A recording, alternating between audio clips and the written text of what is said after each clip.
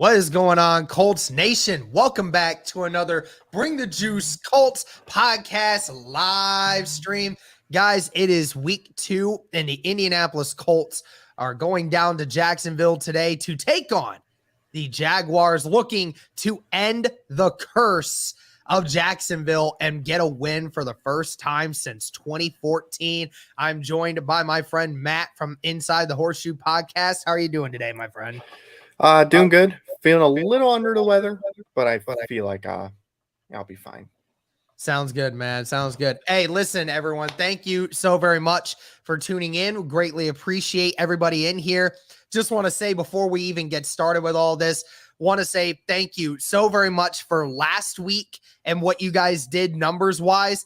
Last week we had, by playback and by YouTube together, we had over 2,600 people in this stream watching this game while we were doing this. So I greatly appreciate all of you who came in. It was by far the biggest stream we had ever done, past our previous best stream by over 10,000 concurrent views and everything else. So we greatly appreciate everyone who tuned in and was watching this game live with us. So thank you again so very much. And be sure to hit that like button, guys. That'll get it out to more and more people. We want to try to get as many people in this stream as possible. Be sure to comment in the comment section. Be sure to hit that like button. Be sure to subscribe if you haven't already. We had like over 500 new subscribers on the channel since last week. So we greatly appreciate you guys helping us out. Also, I will make sure to post the link for playback in the description. Just give me 1 second here so I can get that. I thought I had it copied, but I guess not. Let me go to my channel here real quick and I will get that link for you. But if you guys haven't used it before, I highly encourage you to try. I know that we had some issues with it last week. And again, if it doesn't end up working for you, I greatly apologize. But I do hope that you guys will try and use this link. It's our playback link, which allows you to watch the game live with us on playback. It helps support the channel if you go and watch it there. If you guys are checking in on playback right now, there isn't a link up yet. They're working on getting that set up for us as soon as they can, but we'll have that up here shortly. But it helps support the channel if you guys go and watch it for on playback as well. But again, greatly appreciate if you guys can hit the like button, subscribe, greatly appreciate it. But let's go ahead and hop into this, Matt. So we got to talk about the inactives. First thing we do every show. Nothing surprising here. Sam Ehlinger, Dallas Flowers, Wesley French, Shaquille Leonard, Alec Pierce, Michael Pittman, and Luke Tenuta. Those are the inactives. We did wonder about DeForest Buckner and Kenny Moore not being available. They are active. They will be playing in this game. So that is one good piece of news there. But what do you think of the inactive list here? Like you said, not surprising at all. I would have been shocked if DeForest Buckner didn't play. And just like everybody's been saying, it would have took something really serious for him not to play. Yeah, so I expected him to play. Kenny Moore, I was a little 50-50. But yeah, I mean, everybody on the inactive list is pretty much what we expected, guys that weren't going to play anyway. And of course, our guys that are hurt. Yeah, definitely was a little bit of a shocker, to say the least, that Shaquille Leonard wasn't going to play at all today. I thought that with him being a full participant in all of the practices, I thought we were going to see, Shaquille maybe be on a snap count, but apparently they're not going to go that route. They're still going to take it precautionary. And again, guys, we have 100 people in the stream right now. Let's get this to over 50 likes. Let's try to get some more likes out here, get some more people in here. But we do have the injury troubles, man. Yes. We have the injury troubles. And guys, don't worry about playback. They are getting the stream currently set up right now. So if you go to playback, don't worry, there will be something set up for you very, very shortly. But yeah, the injury troubles, man, is a little concerning. Coming into this game, now the Colts are down their number 1 and number 2 wide receiver. So, you're in a situation right now where, you wonder, how is this passing offense going to work? And especially with what we're about to talk about with the weather, how concerning is it that the Colts are losing their number 1 and number 2 wide receiver on the depth chart? It's definitely concerning to lose your top 2 guys on the depth chart for sure. You definitely don't want to lose Pittman because he has that dog in him, so you don't want to lose that. And really, the guys that are on the field, even though Pierce doesn't have a lot of experience playing because he's only been in one game, Doolin, I think, has the most actual game experience with 22 games. So yeah, it's a little concerning, but I think Strawn is going to have a big day today. That's kind of what I'm expecting. Somebody's going to step up because they know they have to step up. Yep. I totally agree with you, man. I mean, losing Pittman is obviously the big one because you saw what he did against Houston. I mean, he was clearing away the best wide receiver threat that you had. And he was really the only wide receiver threat that you really had in that game. Yeah. So you're already losing him for the week. And that's definitely a big blow, especially when you're going on the road, everyone knowing the situation that you're walking into with Jacksonville. Ordinarily, this would not be something that concerns a lot of teams playing against Jacksonville and losing your number 1. But with the history behind this game, obviously people know we want to have everybody firing on all cylinders. So not only are you missing your 2 wide receivers, but you're still missing your star linebacker, which is another big one. We saw how his impact was felt by him not being in the game against Houston. You wonder if that's going to remain the same thing. But talking about the weather report, man, I mean, we talked about it and they said that there is thunderstorms in the area, some showers and stuff that are around. It already rained earlier this morning in Jacksonville. Overall, it's not going to be a primarily hot day, which is good. It's only going to be mid 80s at the height of that game. So it's not going to be overwhelmingly hot. I mean, ironically enough, I think it was actually just as hot in Indianapolis this week, which is where the Colts say they were practicing a little bit harder this week. But with the rain being in factor, does that change up the way these teams are going to run their offenses? I think it depends how much it changes and how often, because I heard it's going to be off and on. I don't think it's going to rain throughout the entire game. I think there's going to be some breaks.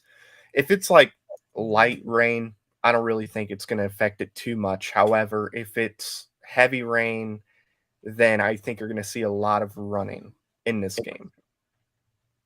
Yep. I mean, it definitely can be. Hey, guys, again, thank you so very much for tuning in. Be sure to hit that like button, guys. We want to get this to over 100 likes. We want to try to have some great numbers like we had last week. The coverage and the amount of support you guys showed was crazy. Let's get more and more likes. Let's get some more subscribers. Greatly appreciate it. Again, guys, follow this link to watch on playback. It helps support the channel. The more of you that watch on playback, the stream is now live and active. Make sure you just hit your TV provider and you should be allowed to get in. But they're talking about overrated Parsons too on there. Thanks for the consistent Colts coverage. Surely you guys are more positive about this game than I am. Who do you think will have the best game today? Well, I mean, I would like to say I'm more positive, but we'll see how it goes. But we're about to talk about that here in a second. But Matt, we saw last week.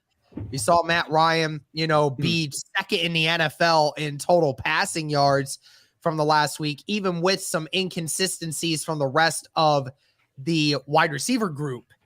How are we feeling about Matt Ryan coming into this game specifically? I feel good.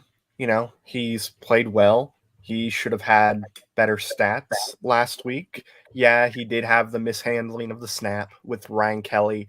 I'm not as concerned with that. I think it's going to get fixed, and they should have it somewhat under control today. I don't really see that being a big problem, although with it raining, maybe it is a problem for both teams. But no, I feel good about Matt Ryan. I'm really happy with him, and I expect Matt Ryan to go out there and do whatever he can. The good quarterbacks, they're able to make receivers better than what they are, and that's what I expect to happen with some of these guys and Matt Ryan.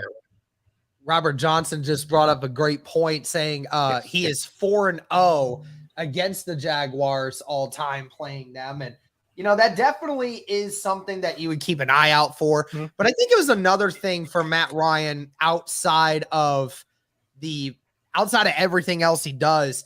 I think it's just his natural leadership. Quentin Nelson mentioned it after the game, talking about how most of the Colts team felt really drained going into that fourth quarter, being down by 17, and just having he just kept the team in sync, and told them that, like, hey, we're good and we're going to get back into this. And, it takes a special kind of leader to galvanize your team in that kind of situation and feel like you're going to be able to get things better again. So I feel okay, and he said that's the kind of quarterback you want on your team, somebody that doesn't lose confidence in yourselves. And, if it wasn't for Matt Ryan, this team didn't have a chance to tie last week. So it feels great knowing that that's the guy that's going to be leading your team into battle. So I'm fully confident in Matt Ryan's ability. Like you said, with the snaps issues, I'm sure that, him and Kelly worked extra this week to make sure that that doesn't happen again. That's just one of those things. That's a timing issue. It's on Matt Ryan and on Ryan Kelly. I'm sure they got it figured out. But you talked about earlier who needs to step up offensively. And I mean, obviously with Michael Pittman gone and with Alec Pierce gone, the wide receiver group is going to be thinned out, and it could be a bunch of different people that need to work to step this game up. Who offensively is the number one for you that needs to really step up in order for this offense to make things work? Well, Paris Campbell, I think, is an obvious one because he's going to be your number one receiver. I think another guy who's going to step up and who I think needs to is Hines. I think Hines is someone to watch out for. I think he could have a big game today because I believe he's going to be used quite a bit in the receiving game as well with Pittman being out. But I think Paris Campbell has to step up, but we do need Hines and some of the other guys to help out too.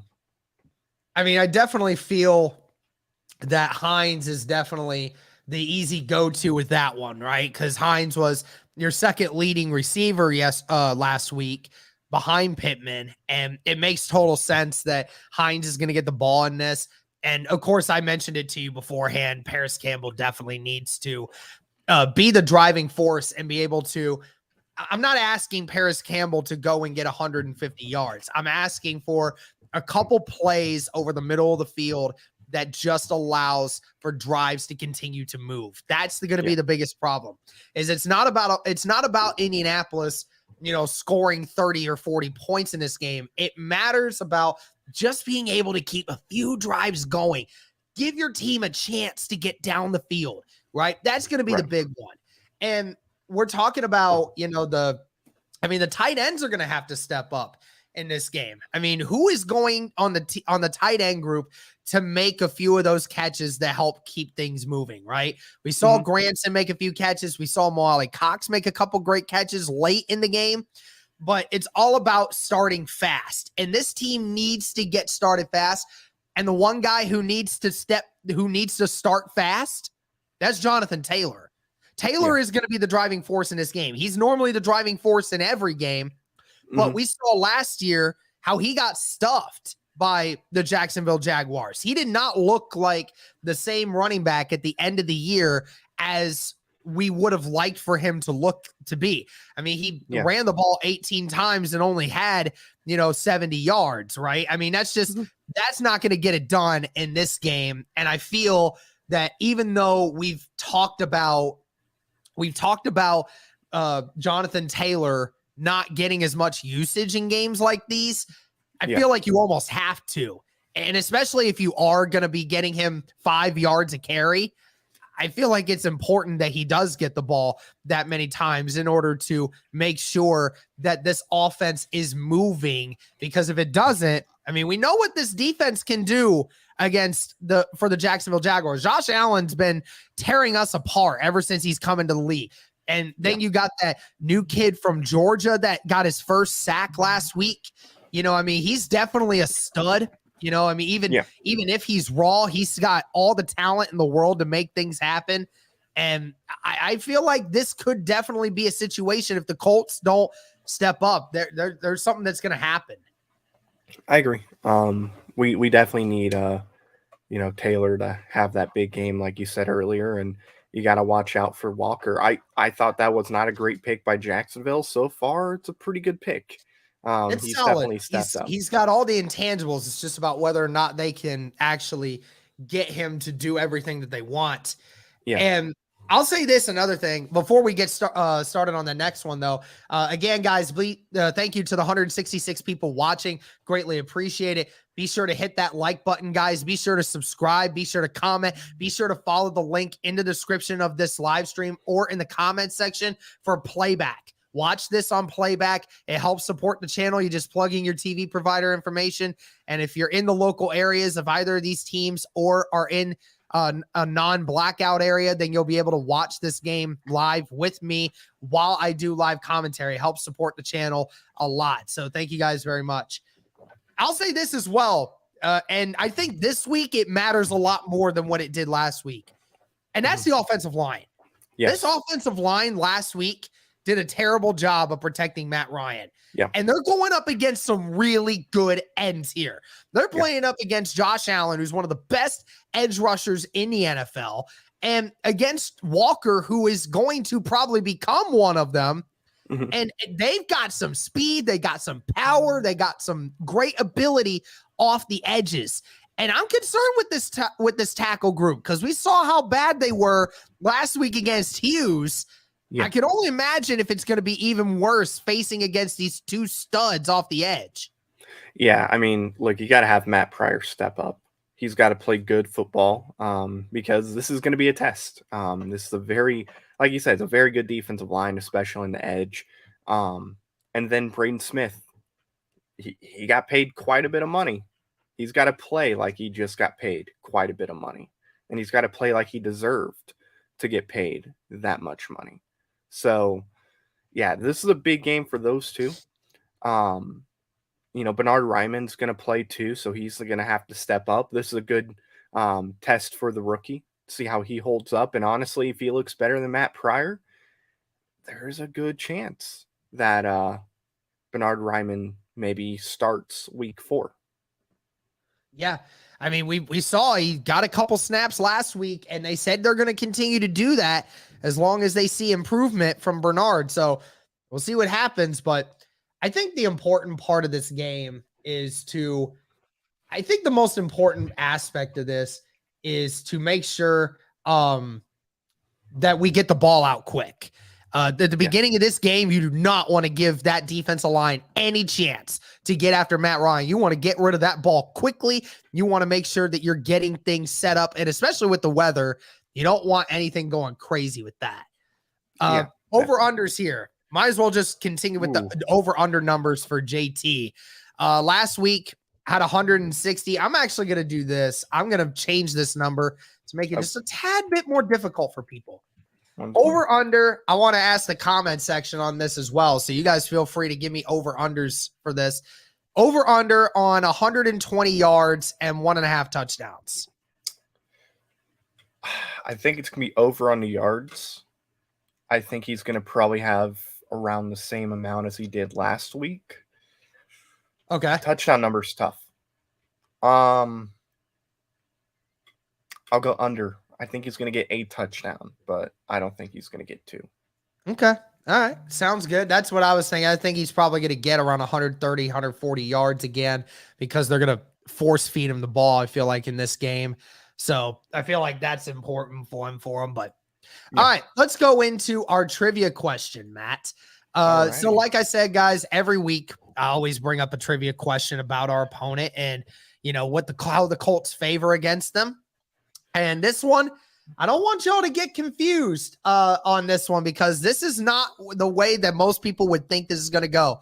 Also, by the way, thank you to the 200 people in here right now. Guys, be sure to hit that like button. We have 200 people in here and only 60 likes. We can get this to over 100 likes. We can get this out to more and more people. Thank you to everybody watching on playback. Be sure to follow that link. Plug in your TV provider. You can watch this game live with me. But let's go ahead and hop into this. Okay. So when was the last time the Indianapolis Colts were swept by the Jaguars in a season? Was it A, 2014, B, 2017, or C, 2010? So everyone in the chat, I want to see what you guys think. What year was it that, not the last time the Colts beat the Jaguars, because we all know the answer to that by now if you've been watching it, but when was the last time they got swept by the Jacksonville Jaguars? What are you thinking, Matt? Okay, since people are starting to comment, I think it was 2017. You're thinking it was 2017? That's what I feel. I will say this before we even get into the actual answer to that. You know, the last time that the Colts actually swept the Jaguars, do you know the answer to that question? Trying to remember the last time we beat Jacksonville in Jacksonville.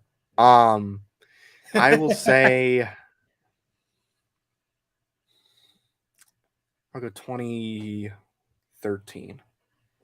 You're actually right. The 2013-2014 season was the last time the Indianapolis Colts swept the Jaguars. So nice. Since everyone wants to keep spamming, I think we got the majority of the answers here.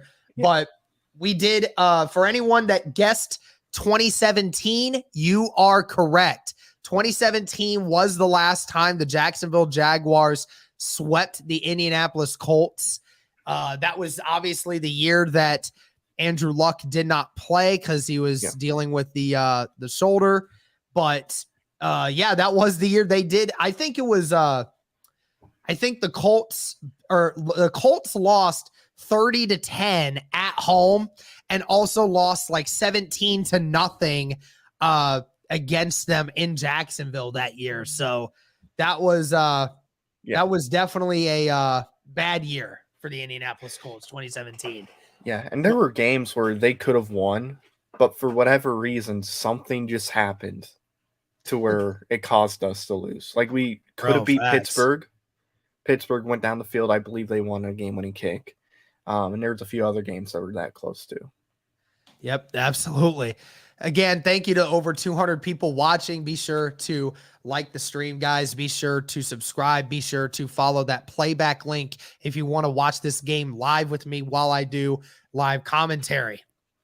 All right, let's go into the next thing here. Let's talk about the defense. Key matchups on the defense here. What are you looking for the Indianapolis Colts? Who needs to step up for the defense? I need Yannick Ngakoue to step up on that defensive line. I need him to actually get to the quarterback and hit him. He did get to the backfield at least once last week that I saw, but he's got to actually go there. I want to see him sack Trevor Lawrence. So I need him to step up, and then EJ Speed, need him to step up too. Yeah, I definitely agree. I mean, Yannick, this is where you started your career at, man. This is a time to, open things up. And I definitely agree with the defensive line aspect of things. Got to get better pressure on the quarterback than what we did last week. Obviously, Kwity Paye came in clutch in the sacks that he did have. But again, all the Colts sacks came from the fourth quarter.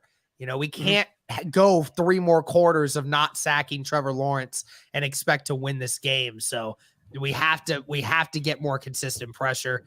Yes. Speaking of some of these guys here, so obviously we mentioned Buckner and Moore. They were on the questionable list coming into this game, but both are expected to play in this. But hold on a second. Is the game going to stream on that app link in the description?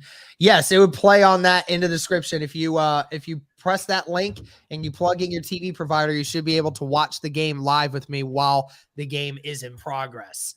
But so obviously Kenny Moore and Buckner, those are 2 big players for this Colts team. And if we didn't have them, it was going to stink. What needs to happen? What do we expect from Buckner and Moore today? I'm expecting good things from Buckner.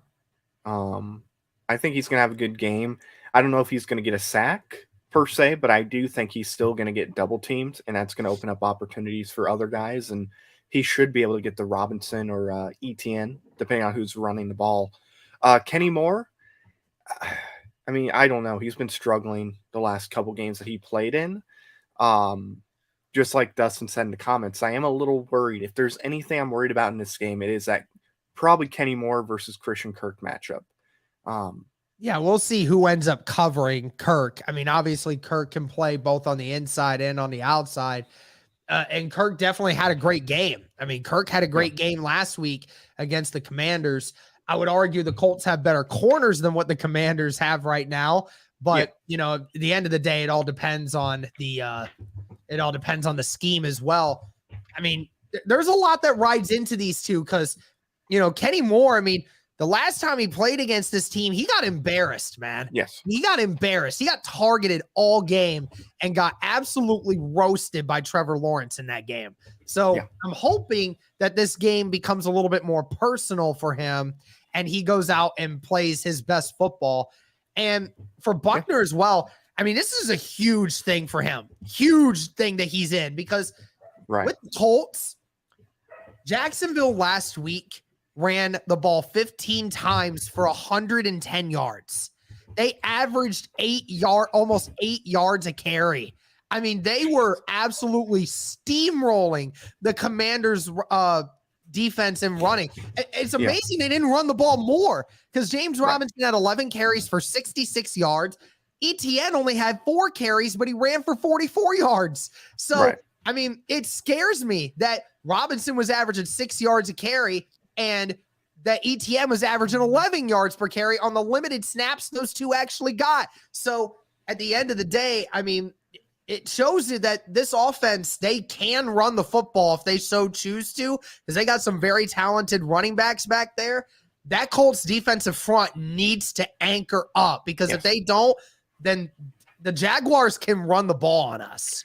Definitely. And going back to Kenny real quick, Kenny Moore, he wanted that big contract extension. Prove that you deserve it. You know, starts with this game. Kenny Moore's got to prove it. Because if he doesn't prove that he deserves the money, he's not going to get it. So he's got to go out there, ball out. And Buckner, I know he's, you know, a little hurt, but he's going to have to go in there. He's going to play a good game. He's played like practically his entire Indianapolis career hurt. I mean, he's been hurt from the beginning ever since he got here and has still been able to play the way that he does. I mean, at the end of the day, I mean, that's just kind of how the game is, you know, for a lot of those defensive linemen. That's how it is. You play hurt the majority of the time, and you're just going to have to play the way that you are. Yeah, definitely. So, obviously, Shaquille Leonard not playing again in this game. While a lot of us thought that, you know, if we practiced fully throughout the week, which he did, we thought he was going to get some time. But apparently, they're keeping him out altogether. What do you make of this? Because, I mean, we thought maybe there'd be like a limited, maybe there'd be like some limited snap count, you know, maybe get a few reps from him to try to get him back into the feel. But they're playing it safe, extremely safe. And I'm worried about what that can mean for the middle of the field again. Yeah. It's going to suck to not have him out there. I understand wanting to play it safe because you got Kansas City next week. So they probably wanted to make sure he's as healthy as possible for that game. And I think AJ Speed has done a good job playing in there, and Franklin's played pretty well too. But, you know, not having Leonard out there, you're going to feel that absence. Because, you know, when you have Leonard in there, your defense gets much better. So, you know, AJ Speed got to step up and hopefully, I don't know. Hopefully Leonard's 100%. If they're going to sit him out this game, he better be 100% for that Kansas City game. Yeah, I certainly hope so, man. I was really hoping to get him out here for a couple reps to get him into the feel for the game once again. But at the end of the day, it's just, I guess it's just not how it is. So, we'll see how it goes, but that definitely is a concern. Is there anybody from a fantasy option sake that you think could really be a big impact for the Colts today? What about Hines? Yeah, I think Hines is going to have a nice day on fantasy. He better. because I'm starting him, so he better have a good day. Um, So folks, if you're in a deep league and you're stuck at running back, Hines might actually be a decent option today because yeah, you can expect at least probably 15 or so points from him today, I think. yeah, I think he's gonna have a good day. Maybe Strawn. I mean, I guess it depends how much they play him today. I think he's going to get a good amount of snaps. So I think Strawn could, and then, of course, Paris Campbell. And I don't know, maybe Jonathan Taylor. I'll throw him out there too. Of course, Jonathan Taylor. Yeah, right. Yeah. I mean, we kind of expected that one, but hey, Right. I just want to say, man, Matt Ice, he is coming in iced up in this game right now. I mean, he has that suit going. He's got the shades on. He just looks like nothing's bothering him. He was out there practicing before anyone else was out there today. I mean, it seems like he means business for this game, man. Oh yeah. He makes me embarrassed that I'm not as much of a man as I should be, because that's a man right there. He's gonna go out there, and I think he's gonna have a really nice day. All right. Well, let's go to some games around the league. Why don't we?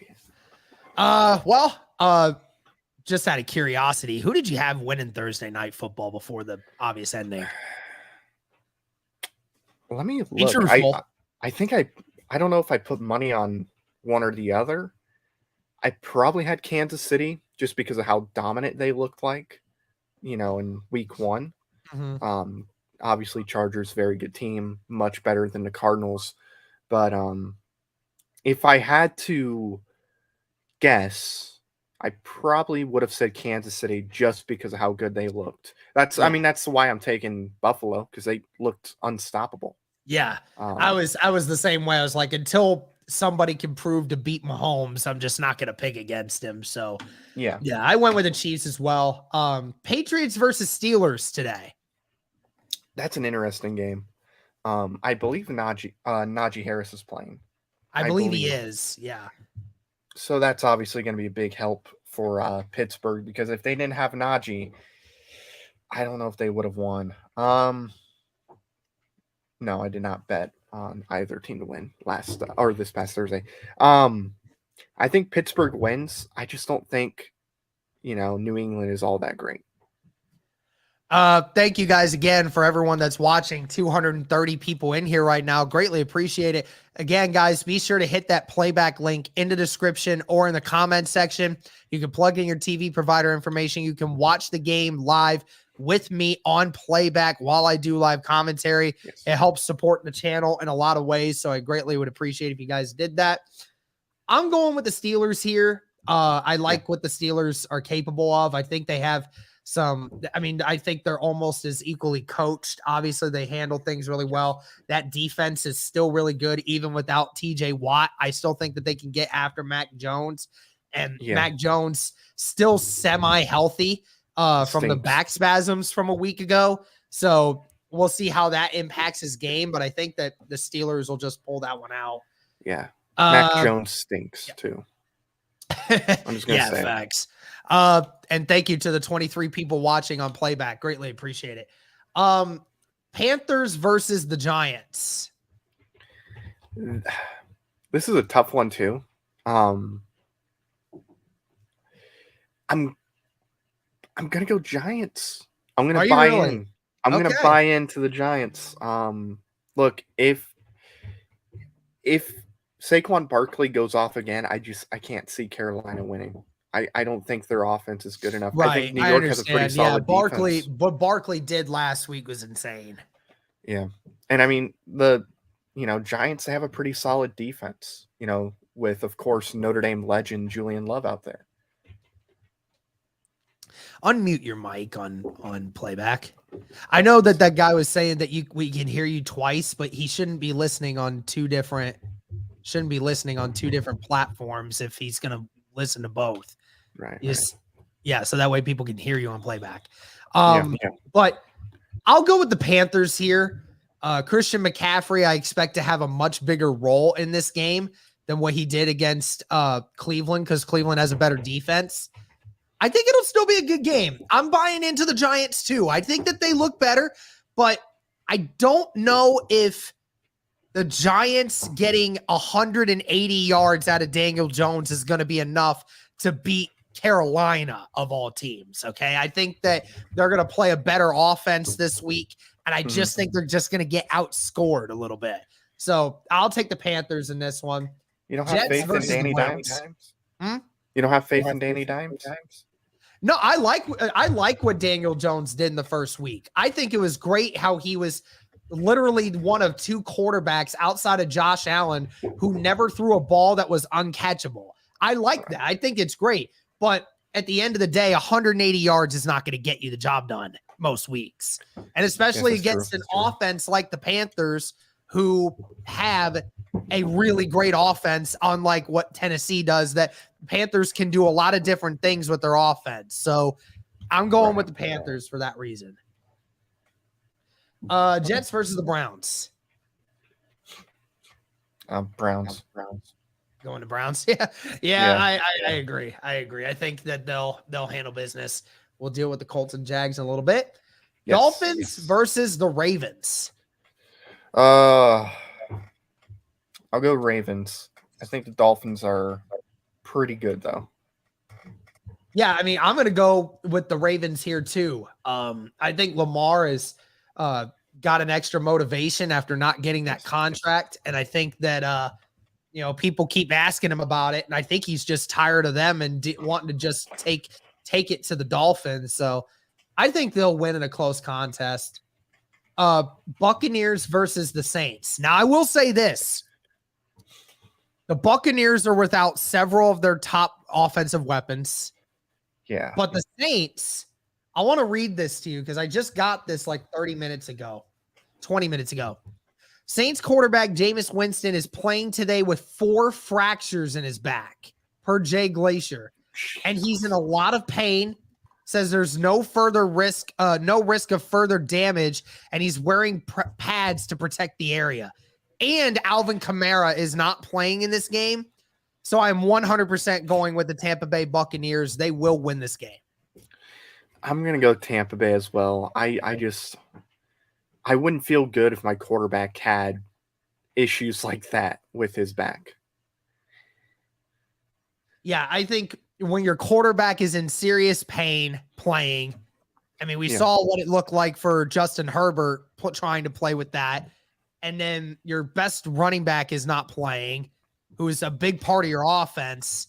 I mean, the Bucs, even though they're missing Godwin, they're missing a couple other guys, they still got Mike Evans, they still got Leonard Fournette, they still got that defense. I still have the Bucs running it this time. Yeah. Commanders over the Lions. Lions are a pretty solid team. I'm going to go Commanders, though. Going to go Commanders? I think Commander Wentz is going to get it done. I'm going to pick the upset. I'm going Lions. I think the Lions, they showed a lot of great things. And I think DeAndre Swift is playing in this game still. Yes. So at the end of the day, I think the Lions are going to win it. They put up 35 points on the Eagles, man. I mean, they showed, and that Commanders offense is not anything, or defense is nothing to brag about either. So I think they'll win this one in a tight one. Seahawks versus the 49ers. It's crazy that we have to even think about this because normally if Garoppolo was playing, we would probably pick the 49ers. Right. I'll go Seattle only because I think it's going to take a few weeks for Trey Lance to start to play like what I think some people were hoping. I'll just say this. San Francisco is 5-9 without George Kittle playing in their games. Yeah. And they're going to go 5-10. Give me the Seahawks. I'll take the Seahawks in the upset. I think the Seahawks play a little bit more consistent football. They're not going to turn the ball over as much. I think they'll be able to handle it. So, Falcons versus the Rams. Give me the Rams. Like, easy. Yep, I'll go with the Rams as well. Think they bounce back from that unfortunate week 1 loss to the Bills. I think they'll figure some things out. So Rams over the Falcons for me. And before we get into any more of the games for right now, guys, again, be sure to hit that like button, guys. We just hit over 100 likes on the stream. Like the stream. It gets it out to more and more people. Greatly appreciate you guys hopping in. Be sure to comment. Be sure to subscribe if you haven't already. And also make sure to hit that playback link. It should allow you, or most of you, to use that link to plug in your TV provider. It should be able to allow you to watch the game live with me if you're in one of the local areas or in a non-blackout area. Again, it helps support the channel. Greatly appreciated if you guys did that. But the rest of these, Cardinals versus the Raiders. Raiders. Yeah, I'll go Raiders as well. I mean, right. And here's the funny thing. So you might not have seen this. You might have. I'm sure you probably have because you're on Twitter. You see this stuff. Yeah. Anytime this game comes down to Call of Duty. And do you know where I'm getting at with that? Yeah. Okay. So for anyone that doesn't know, anytime that Kyler Murray is won or has only won 2 games in his career when there's a double XP weekend on Call of Duty in his entire career. Now, it's not necessarily a double XP weekend, but the Call of Duty Modern Warfare 2 beta just came out this last weekend. And anytime something big happens on Call of Duty, Kyler Murray almost always loses. So I'm going with the Raiders. And they looked really good against the Chargers, even though they lost in that game. They still looked like they had some good things up their sleeve. Devontae Adams is the same Devontae Adams we're used to seeing. So I'm going to go with the Raiders here. Texans or the Broncos? Broncos. Expect Russell Wilson to bounce back? Yeah, I think so. Yeah, I agree. I think the Broncos will get it figured out for sure. Bengals versus the Cowboys. Bengals, Cowboys, Bengals. Yeah, I'm going Bengals 100% as well. I mean, Cowboys with all those injuries and Dak Prescott not being available, the Bengals are going to do it. What? Breaking news. The Bulls got a Antetokounmpo today. Nah, you're joking. It's Kostas Antetokounmpo, Giannis's brother. Giannis is going to Chicago in 26 to play with his brother. I was gonna say you were trying to get people going crazy. Thank you guys again. Game will start in 20 minutes. Be sure to make your way to playback, or if you're just enjoying here on YouTube, I greatly appreciate it. Thank you to the 250 people in here. Greatly appreciated. Okay, so next one. The Sunday night football game, the Chicago Bears versus the Green Bay Packers. Give me Packers. It's gonna be a good game.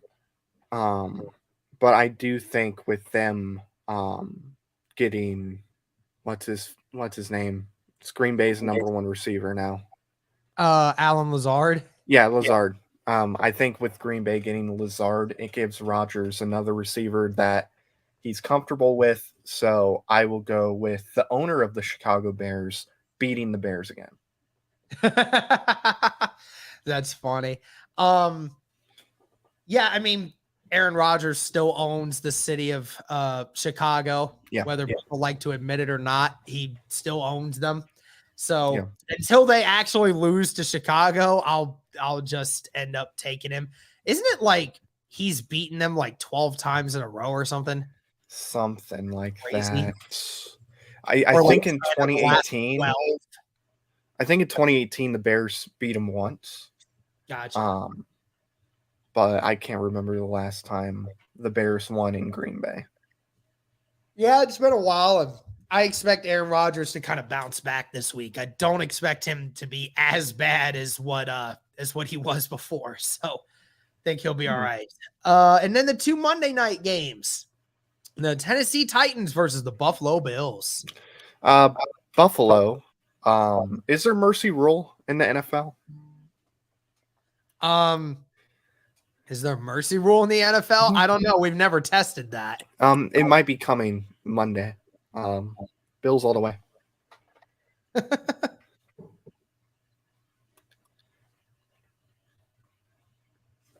sec. Let's see. There's Tua warming up, getting ready for his game. 7-1 against Super Bowl winning head coaches. So there's that fact. Yeah, the Bills 100% are winning that game against Tennessee. I mean, there's just no way they don't. Yeah. The Minnesota Vikings versus the Philadelphia Eagles. This is going to be a good game. I am a believer in Minnesota. I joke around about Kirk Cousins, but I think Kirk Cousins is a pretty good quarterback. Now he's got an offensive-minded head coach. Justin Jefferson looks like a monster. Adam Thielen is still a monster. It's going to be a really good game. Honestly, this is the game to watch, not the practice for Buffalo. So give me the Vikings in a close game. Yeah, I think it'll be a close one as well. The Eagles definitely can score points, but the Vikings, I think right now are just a more complete team at the moment. So I will go with the Vikings as well. All right. Well, we have to do the Indianapolis Colts versus the Jacksonville Jaguars. So final score prediction, what you got? So I think I had a final score when I did my pregame video of like 31-24 Colts. I'm going to change it now because Pittman's out. Give me the Colts still. I think it's going to be a lower scoring game this week, especially knowing Buckner's playing and hopefully Kenny Moore steps up. Give me a final score of, I'll go Colts 24, Jaguars 20. I'm going to go, you know what? I'm changing my freaking score as well. Why not? Colts 20, Jacksonville 17. All right. That's going to be my final score. I know I picked them. I picked Jacksonville at the beginning to win. I certainly hope that FanDuel's paying out pretty good with Jags straight up. Oh yeah, I could absolutely imagine. So we'll see. Plus 142. Is it really? Yeah. Thank you to the 30 people watching on playback right now. Greatly appreciate you guys doing that. Again, guys, if you guys want to watch this game live with me while we do the stream, be sure to follow that playback link in the description or in the comment section. It'll allow you guys to watch the game live as long as you plug in your TV provider. Thank you guys for tuning in. Greatly appreciate it. Yeah. Game should be starting in about 15 minutes. So not too much longer here. Oh, no. And I really hope Matt Ryan gets it going. Right. I think he will. It's be tough. Because he's in New Orleans today, and he bumped into Tom Brady during pregame warmups. Jameson? No, OBJ. Oh, interesting. Yep, very, very interesting. I mean, he's probably in Louisiana, I would assume. Probably living there right now, or he at least has a place in Louisiana, and I mean, he's friends with Jarvis Landry, so. Yeah, I mean, there's a lot of reasons why he's in Louisiana. I mean, yeah, he went to school there, has a lot of friends that are still there, so makes a lot of sense still kind of be in that area. Definitely, it just sucks he has a coach didn't they bring him on the field at the Rams game the week one when they were I think so. The banner? I think so. I think they gave him his ring. I was going to say, yeah, I thought that they had him out there with that for sure. So that was definitely that was good of them. That was the thing they should have done. Yeah. But we'll see. He'll probably get picked up in a few weeks, I would assume, by somebody. Think he gets involved in this game at all? He was brought up from the practice squad. A little bit. I think it's going to just depend on how the other guys are playing. If two guys are struggling, that is getting a good amount of playing time. I could see Kiki coming in for one of those guys, but it really just depends. What about I guess how the other receivers look. And Smart Ride, the fumbles were a Ryan Kelly and Matt Ryan thing because they didn't get much time to form a chemistry. You can't just plug in me back there and expect me to be able to properly handle every single snap. I'm not an NFL quarterback, but you still got to form that chemistry. The center's got to, he's got to know the quarterback enough when he's behind him. So I don't know what this guy's trying to insinuate. And he's saying Matt Ryan stinks. Oh, of course. Yeah. I guess I should have figured that from his previous comment, I guess. Oh, say he. It's never Matt Ryan's fault. I lived this for 14 years. Well, I mean, normally when your guy puts up over 4,000 yards and a 2-to-1 QB ratio and the rest of your team is crap, then normally, it is not really his fault. So, right. I mean, it also wasn't his fault that, the offensive coordinator wanted to keep throwing the football in the Super Bowl when y'all lost. So right. That's not his fault. No, I mean, he had 350 yards passing. Jerry Hughes had a great play. Entertained for about 2 minutes while I go get something to drink. Okay, I'll hang out for a few minutes with you guys. I am the less enjoyable person on stream, so I do apologize ahead of time. OBJ to Arizona. Well, OBJ is not going to OBJ is not going to play probably till towards the end of October at the earliest because he did tear his ACL in the Super Bowl. So I think by the time he's ready to go, D-Hop is going to be good to go. Thank you, Colts Cut. And yes, I agree, Carlos, about Carson. I like Carson, but I don't think he's better than Matt Ryan. Me too. Azria, if I said your name right. I'm sad about Pittman not playing too. Yes, I believe the Colts can win Frozen. I believe we can finally break that streak. And here is Derek coming back. Did he warm up his breadsticks? No. Or never will. Right.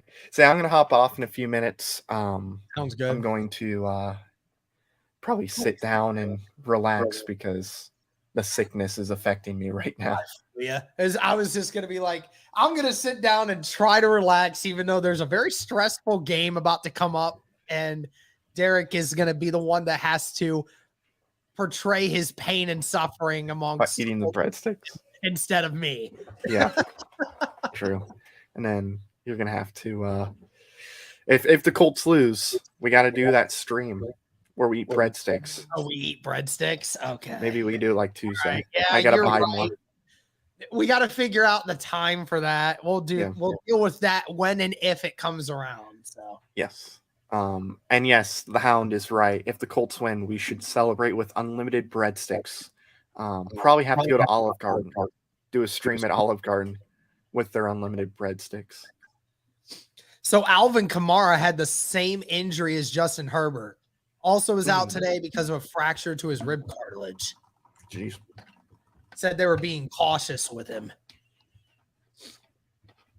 Dang. Somebody asking if we think that Matt Ryan still has a lot of passing yards with Pittman and Alec out. Well, I would say this, with the weather also being somewhat of a concern, that definitely also can be a thing, but I still think he'll get easily 250 or 250, 300-ish yards in this game, I would imagine, even with those guys being gone. But we'll see. I looked at the playback stream. That AFC South standing, it makes me sad. It makes me very sad. It makes me sad. Nobody could win. I just hope there's no delays in the the game because of the thunderstorms. Right. I mean, it's not raining so far. It's cloudy. Raining, it is supposed to stay around though. So it all depends. It better not. I have to go to work at 6 o'clock for overtime. I'm working 2 hours alone, so it better It end better end and not have a delay. Better end at Well, if it 4. rains, I just don't want it to, get delayed. Like if the Bears game wasn't delayed with all that rain, I don't think this game's gonna get delayed. Well, I If there's mean, the lightning, I difference guess. was for them is they just had showers. This is scattered thunderstorms. Yeah, I So guess if it's lightning, if there's then they have lightning to. in the area, then yeah, they have to stop it. Yeah. Our division has no wins. It's sad. and two of the teams played each other. Yeah. How stupid that is. It's sad. All right. I'm gonna hop off. I'm gonna go upstairs and relax while I watch the game because I am like struggling right now. All good, So had a lot of fun. The little dog is poking its nose through a little door. So I'm gonna say hi to the dog and I'm gonna relax, drink my Coke because for some reason Coke made me feel a little better. So Gave you some energy. yeah. So alrighty, I'll see y'all later. See you, man. All right. That one, and then we are outie. He gone. All right, guys, you just get me now.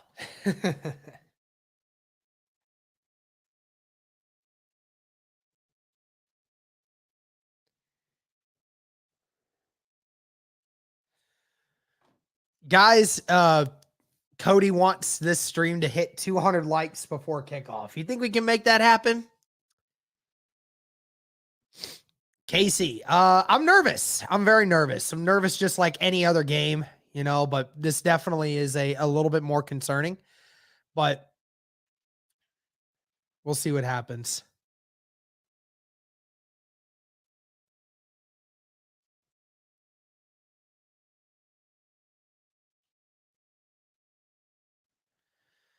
Oh, man.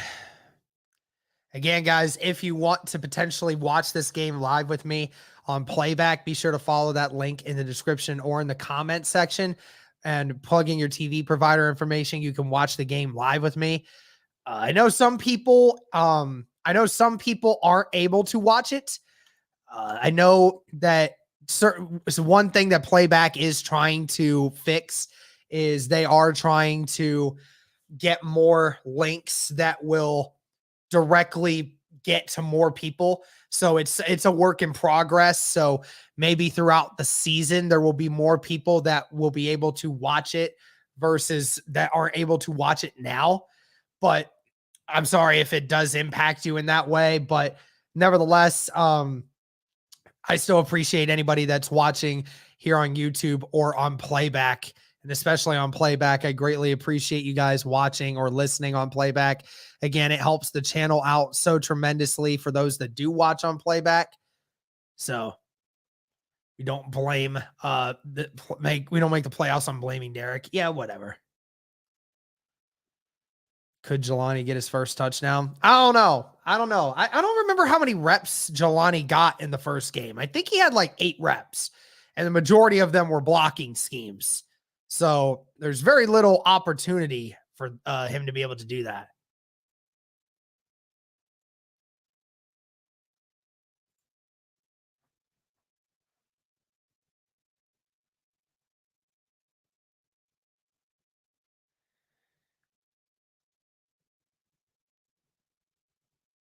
What's that, guys?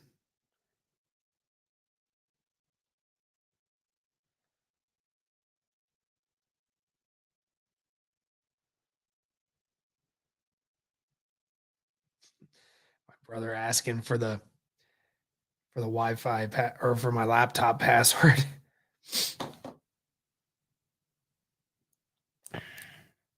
Here we go. Just a couple more minutes away, and the Colts will be playing the Jacksonville Jaguars in Jacksonville. Again, the place that the Colts have not won a game at since 2014. Your mic is so good. Hey, I don't know if you're being sarcastic or not, but I greatly appreciate it. His routes are not good. I think his routes are actually really good, though. Love you, China, big guy in energy. Hey, I appreciate it, Jason. Appreciate it. Thank you to the near 60 people watching on playback right now. Greatly appreciate it. Again, if you guys want to continue to watch it on playback, just follow that link and you can plug in your TV provider information. It should work for a lot of you. Here to enjoy Derek Rage. Hey, that's what I'm here for, man. That's what I'm here for. Had to break out the Campbell jersey. Bro, I'm going to have to probably get one if he gets re-signed, honestly.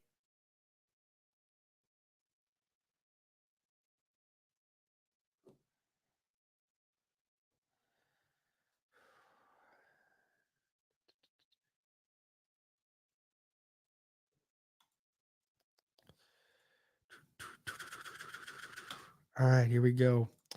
Game's about to start up, ladies and gentlemen. Thank you to the 300 people watching on StreamYard. Can we get to 200 likes before the kickoff starts in a few minutes? Can we get to 200 likes? Thank you to the near 80 people watching on playback right now. Greatly appreciate it.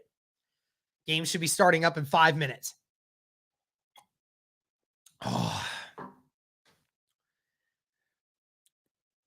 Oh, I definitely think Strawn's definitely going to get more involved in this game for sure. I mean, he has to. I mean, he's the number 5 receiver on the depth chart, and you're missing your top 2, so he's going to probably be in a lot of different sets. So I totally expect that. And look at that, Cody. We actually did do 200 likes on the freaking stream before kickoff. You got your wish. You got your wish. In the simplest terms, how do we win today? Well, you have to start fast. You know, I'm not asking for us to be lights out from the very get-go, but you have to get more consistent at the beginning of this game. You have to be scoring some more points early in this game instead of just getting 3 in the first quarter and then not scoring till the fourth quarter. You know, you have to be more consistent, and you have to make sure you're limiting the turnovers. Like we saw, Indianapolis had 3 of those in the game last week, so we can't do that. And defense just has to be able to stop the run. You know, I mean, like I said at the beginning of this, Indianapolis, you know, Jacksonville had 110 yards last week against the Commanders on only 15 rushes. So they can run the football.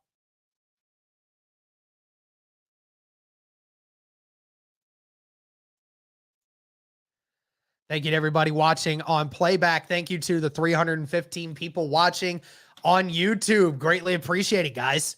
Thank you so much for being here. Nervous. Oh, here we go.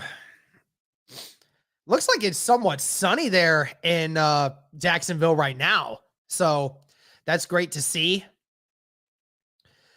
Like we stated before, the game, it's supposed to have some scattered thunderstorms throughout the area throughout the whole day. So hopefully that stuff stays away from the stadium. Don't care if it's on the south or north side of Jacksonville, as long as it stays away from everything else. So it looks like the Colts are going to receive. Isaiah Rodgers back there to return.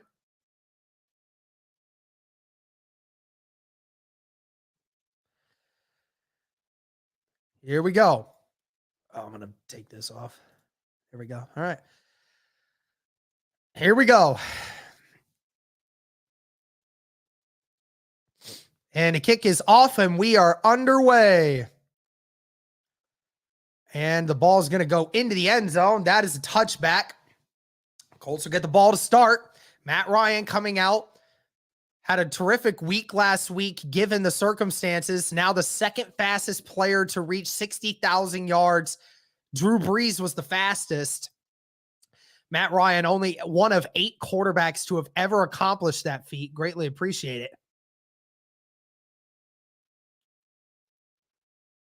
It's all right, guys, for YouTube chat. I'm just not going to look at it while the game is being played. I understand what's going on. But first down and 10, ball at the 25. Matt Ryan gets it. Going to throw it. Caught by Nyheim Hines, and that's a big play. 15-yard gain, ball at the 45-yard line. First play of the game, and the Indianapolis Colts get a big gain on first down. He had Taylor in the backfield. He read Hines the whole way. Hines playing in the slot. That's what we were expecting to maybe see a little bit of, because Hines had the second most receiving yards of any Colt last week. It's important that they get him involved with the absence of Pittman and Pierce. One receiver to left and right, two tight ends on the right. That's Cox and Granson. Ryan under center. He's going to hand it off to Jonathan Taylor. Taylor tried to sneak through, couldn't get there. Only about 2 on the play. Tackle made by number 23. Really should get the roster up.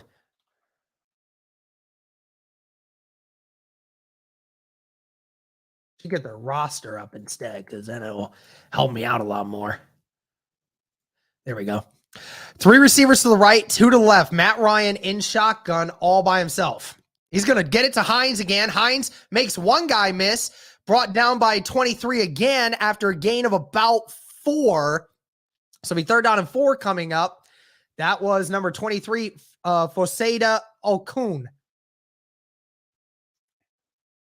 the 5th-year player out of Yale. Looking to see what this Colts offense can do against this defensive line for the Jacksonville Jaguars. Young, but really good and talented. Colts offensive line struggled last week against the Texans defensive line. We'll see how they look. 2 receivers to the right, 2 to the left. Jonathan Taylor in the shotgun with Ryan. They're bringing the blitz. Ryan stepping up into the pocket, and it's caught. That's Ashton Doolin, and he's brought down at the 40-yard line, and that's another first down for Indianapolis. Great play there. Matt Ryan stepped up into the pocket. Jonathan Taylor got just enough of a block to allow Matt Ryan to see that route. He steps in, delivers a dot to Ashton Doolin, and a great catch. Doolin looking to hold on to the ball a little better this week. Dropped a touchdown pass last week, hoping to continue to do better. Ryan in shotgun again with Taylor. 1 receiver to the right, 2 to the left, tight end on the right. It's going to be another pass. Matt Ryan with time, throws it, and it's dropped by Nyheim Hines. Coverage by Lloyd. Devin Lloyd, the linebacker from Utah this last year. Star-studded linebacker who the Jaguars are really high on. Matt Ryan had to step into the pocket again. Walker came off the edge, and Ryan wasn't quite able to deliver the ball exactly where he wanted it. Could have been complete had there just been a little bit better of a throw, but that was to Hines again. Already seen to have gone to him twice on this drive. 2 receivers to the left, 1 to the right, tight end on the left. Doolin now motions. Ball at the 40 of Jacksonville. Going to hand it off to Jonathan Taylor again. Taylor nowhere to go. Stopped by Josh Allen at the line of scrimmage. Be 3rd down and 10 coming up. And that was also tackled by number 2, Rayshawn Jenkins. Josh Allen, one of the premier defensive linemen in the NFL, and still very young. Still very young, only a 4th-year player.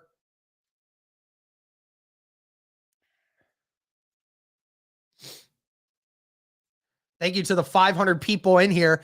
3 receivers to the right, 1 to the left. Matt Ryan in the shotgun. He's going to throw it. He's throwing it deep off his back foot, and it's intercepted. And he's tackled at the 33 by Granson. That's Jenkins. Matt Ryan threw it off his back foot falling, and it's an interception. Not a great throw and not a great start, but what a start by the Jacksonville Jaguars.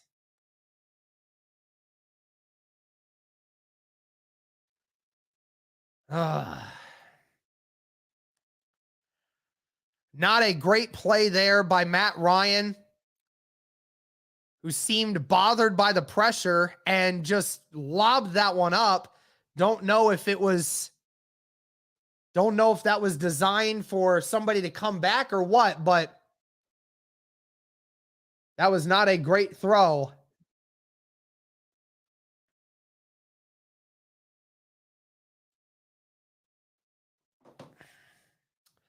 Well, the Jacksonville Jaguars are going to take over at the 35-yard line, their own 35-yard line. So we will see how the Colts defense looks. Thank you to the 500 people watching on StreamYard. Thank you to the 100 people watching on playback. For anyone that wants to watch this game live with me on playback, you guys can watch this game live while I do live commentary by clicking on that link in the description or in the comment section, plugging your TV provider information. And as long as you're in one of the markets that this stream link will go to, you'll be able to watch it live. What up, Select the B-Way? Select that boy. What's up, man? At a commercial break. Ugh.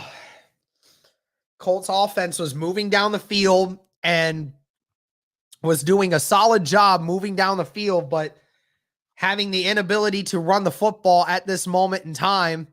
And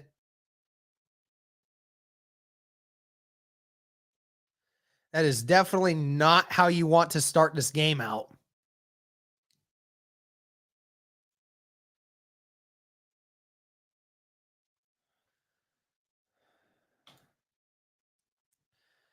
Thank you to everybody watching. I greatly appreciate it.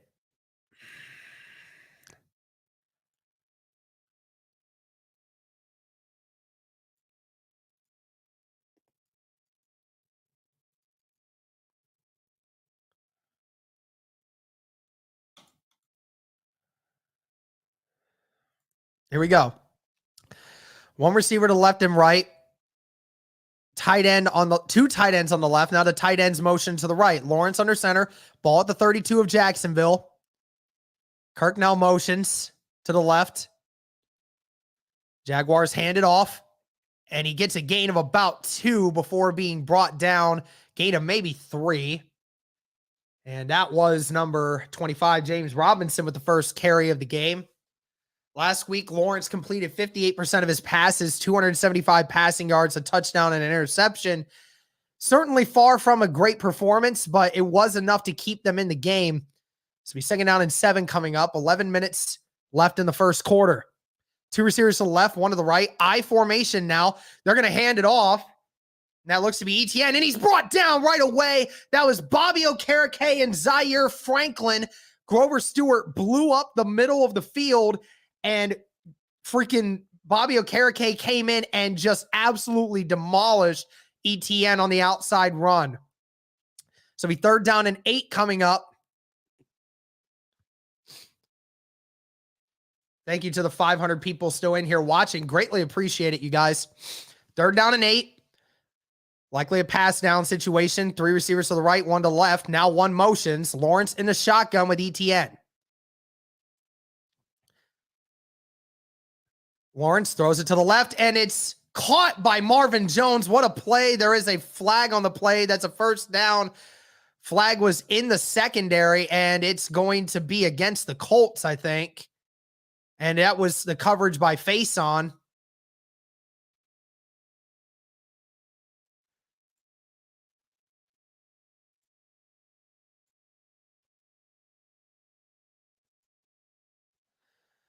They're still trying to figure things out here, but it was a 1st down by the Jaguars. Yep, hands to the face by the Colts, and that's going to be a decline of the penalty, and it's still going to be a 1st down for Jacksonville. Blackman was the one that had the hands to the face, apparently. Blackman, who missed a good chunk of last year with a Achilles injury, looking to get back. Lawrence gets the snap, throws it across the middle of the field, brought down by Franklin. It's a gain of, I think, 6.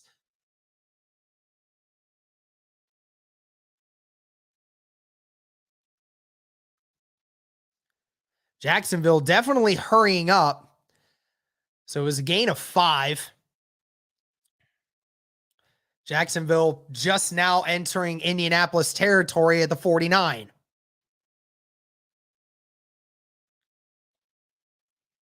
Lawrence under center.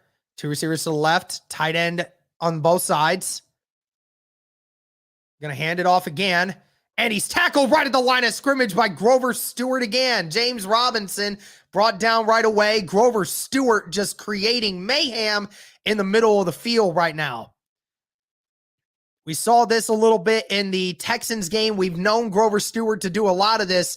When you go man-to-man on Grover Stewart, he is so strong.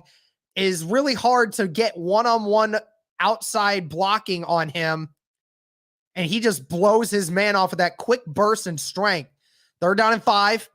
2 receivers, 3 receivers to the right, 1 to the left. Lawrence. Colts with 2 high safety look. Lawrence gets the ball off. It's caught, but he's not going to get the first down. It's going to be 4th down and about 3 coming up. To see what Jacksonville decides to do. They're in that type of spot where they may just go for it here. Jacksonville has always done really well on 4th downs on Indianapolis over the last several years. It looks like they're going to go for it here. Just over 8 minutes left in the first quarter. We'll see if they actually go for this. 4th down and 3. Lawrence in the shotgun. 2 receivers to the right, 3 to the left. Ball at the 47-yard line. They are going to go for it. Lawrence finds his guy, and it's a first down. And that is Zay Jones, and that is another first down for Jacksonville. Got him on the crossing route over the middle of the field.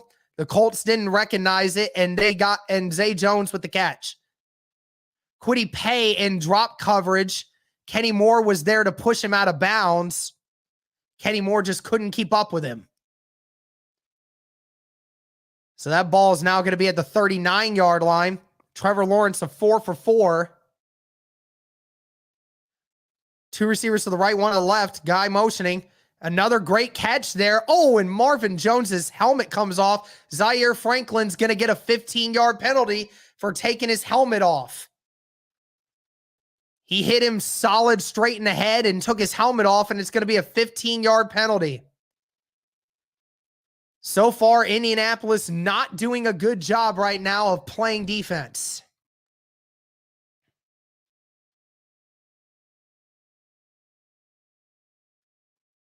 Now, depending on who this is on, because EJ Speed did hit him in the head, but Marvin Jones also dropped his head.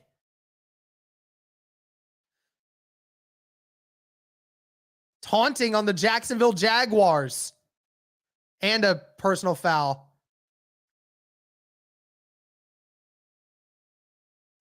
The penalty's offset. Replay first down. So, yeah, it was a hit by Zaire Franklin, and Marvin Jones proceeded to flex on Zaire Franklin and get in his face, and ended up costing his team the free 15 yards. So now it's just going to be a replay of downs. Thank you to the 550 people watching on YouTube. Let's hit that like button. Thank you to the 100 people watching on playback. If you guys want to watch it live on playback with me, just follow that link in the description. First down and 10 again for Jacksonville. 7 minutes left in the first quarter. 2 receivers to the left, 1 to the right, tight end on the right. Now Kirk motions. It's going to be another run, and Grover Stewart was there to stop him, and the tackle was made by Kwity Paye officially, and no gain on the play. Grover Stewart again getting in the backfield, just absolutely demolishing his blocker, and they actually lose a yard. Kwity Paye followed in and made the great play on the run. So the Colts right now doing a great job defensively of stopping the run, but needing to get some stops and pass downs. 1 receiver to the right, now 2 to the right, 3 to the left. Lawrence in the shotgun all by himself again.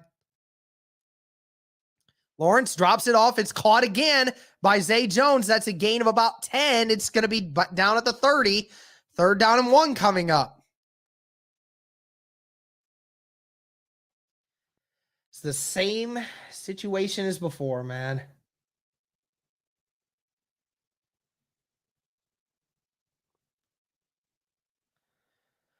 So Zay Jones again with another catch. Trevor Lawrence perfect so far throughout this drive. Tight ends on both sides. They're going to run it. James Robinson does get it, brought down at the 27. They're saying they wanted a flag. The Colts did, because they didn't think everybody was set, but they did get the first down as James Robinson with a gain of, I think, 4.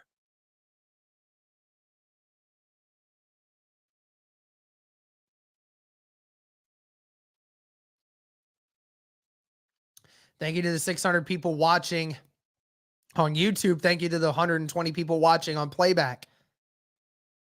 First down and 10 now for Jacksonville. Drive still going. And I think there was a timeout called. Timeout called by Jacksonville. We'll be back in 30 seconds, guys. Ball is at the 27-yard line of Indy.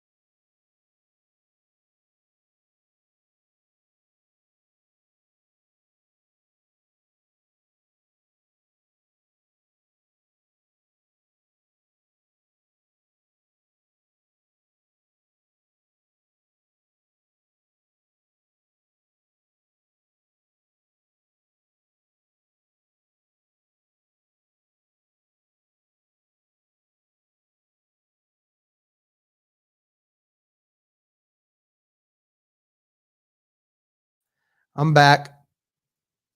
Here we go. Thank you to the 600 people still watching. Greatly appreciate it, guys. Some scores around the league, if there's anything new. Patriots with a 3-0 lead over the Steelers. Giants 3-0 lead over the Panthers. 7-0 lead for the Browns over the Jets. Ravens 7-0 lead over the Dolphins. Saints leading 3-0 over the Buccaneers.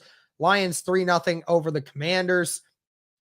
So far, some interesting scores there, to say the least.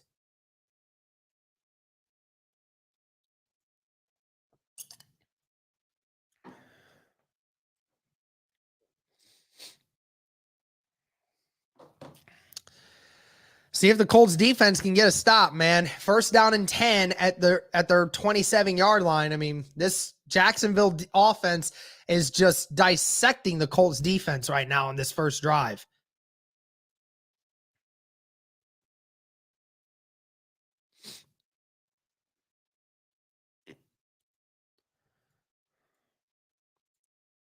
Thank you again to everybody watching. Be sure to like the stream, guys, if you haven't already. Only 250 likes on the stream and over 600 of you in here right now. Greatly appreciate it, my guys.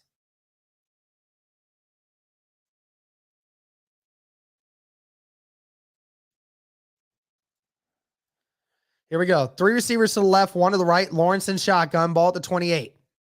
He passes it out quickly to ETN. Tackle made at the 22-yard line by Bobby Okereke.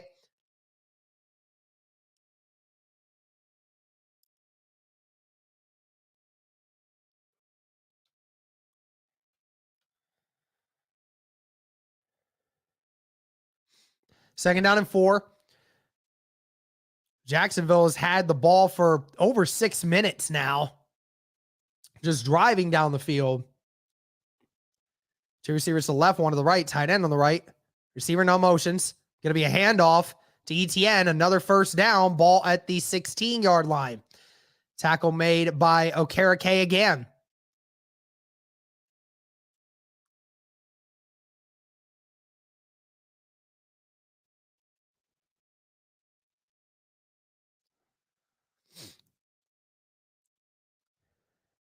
ETN, definitely the new weapon for Jacksonville that they really wish they had last year.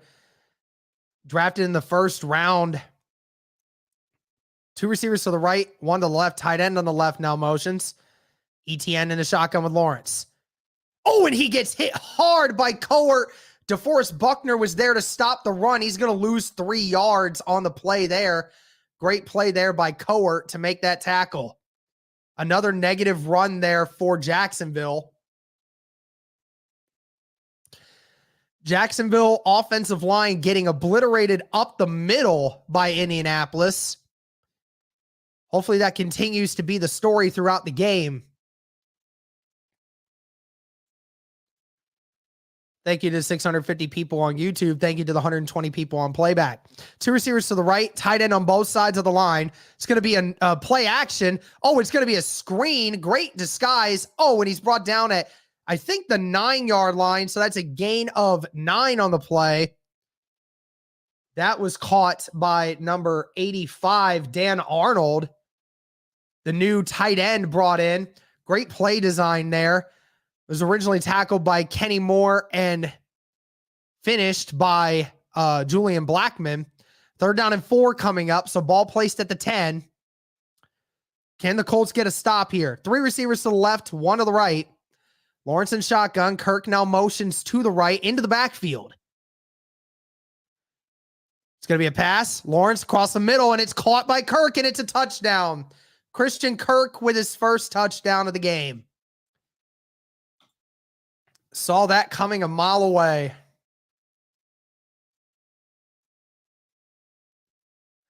So the Jaguars will take the early lead over Indianapolis. Trevor Lawrence went perfect on that drive. 8 for 8, 61 yards and a touchdown. Kenny Moore on the coverage. Jags looked really, really good at passing the ball on that drive. So, and the kick is up and it is good.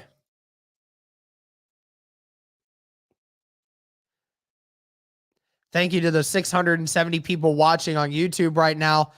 Thank you to 110 people watching on playback. So Jaguars will take an early lead over the Indianapolis Colts. Colts will get the ball back and will hopefully respond.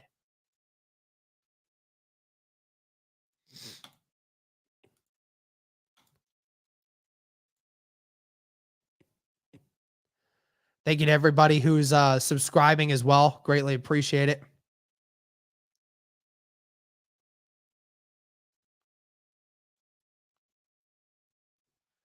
So, well, the best thing we can see is if the Colts respond. So, hopefully by not throwing an interception.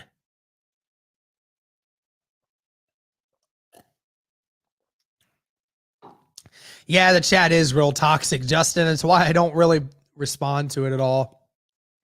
Not very often. Just do my thing. I'm already struggling. I don't need to have a bunch of people tell me the same thing. Okay. So let's take a look at some scores. See if anything has changed. Giants now with a 6-0 lead over the Panthers. Still the same scores regardless on everything else. So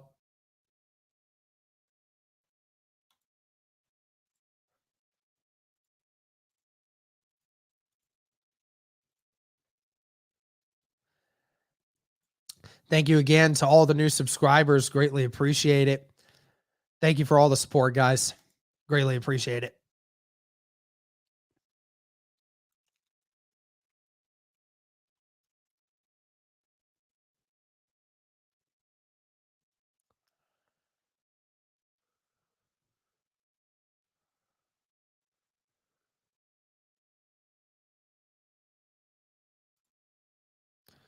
On commercial break, so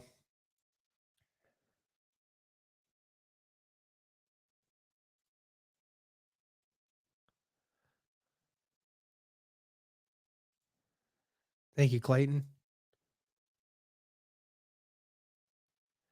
And Basil, you know exactly what I meant by that.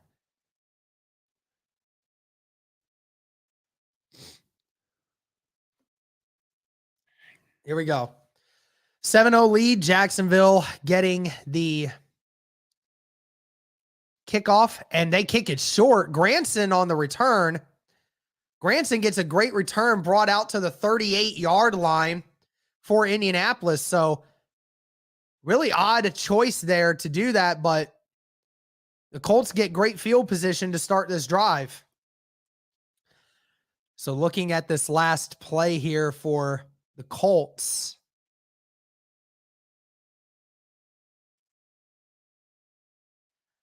I think Ryan was trying to hit Doolin on the out route, but Jenkins saw it and zoomed in on it. Two tight ends to the right, tight end on both, or receiver on the right and left. Ryan under center. Ball start at the 38 of Indy. Going to hand it off to Jonathan Taylor. Taylor gets a gain of 3 before being brought down to the 41. Last year, Jonathan Taylor did not have a great game against the Jacksonville Jaguars. It looks like the rain has definitely picked up now in Jacksonville. Not by a ton, but it is raining there now in Jacksonville. Trying to keep JT dry. Two receivers to the left, Hines on the right, two tight ends on the right as well. Ryan in the shotgun all by himself. Ryan. And he loses the ball. He loses the ball in the Jacksonville. Oh, and maybe the Jacksonville Jaguars. No. Oh, it's picked up by the Colts. Hines hops on it after a loss of 3. Allen came off the backside. Ryan got strip sacked. And Hines, after the ball bounced around for several times, Hines eventually gets it. Hines almost had it the first time, but got right back up and was able to hop on it a second time. Wow, Hines just saved it.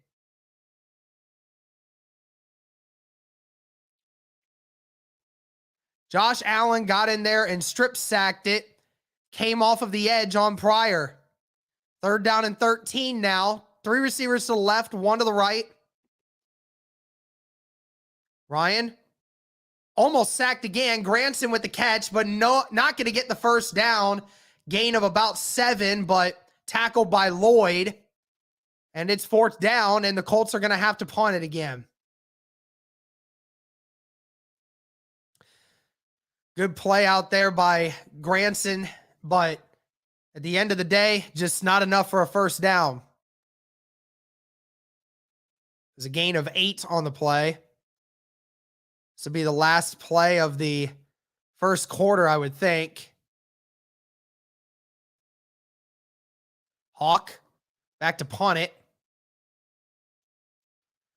Going to fair catch it, and it's caught at the 16-yard line. Fair caught by number 39. That is Agnew, Jamal Agnew. So that is the end of the first quarter for the Jacksonville Jaguars. I think Doug Peterson was pointing to the refs that there should be more time on the clock because of when he fair caught it. Thank you to the 700 people watching on YouTube. Thank you to the 100 people watching on playback. Greatly appreciate it. If you guys want to watch this game live with me, you guys can watch this live by checking on the playback link. Plugging your TV provider information. You should be able to watch this game. Even if you can't, being able to listen to the audio on that certainly still helps. Well, thoughts? Well, Matt Ryan is not getting rid of the ball very quickly. Trevor Lawrence is getting rid of the ball much quicker than Matt Ryan, and it's costing us points. Right now they're running easy stuff, and the Colts offense is just not getting anything going. We're not able to run the football right now. And obviously the defense just stopping the run, they did a great job, but stopping the pass, they've done nothing so far.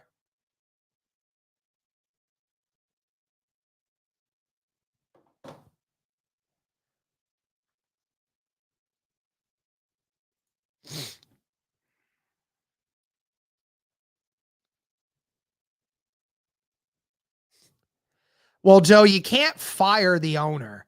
That's not possible.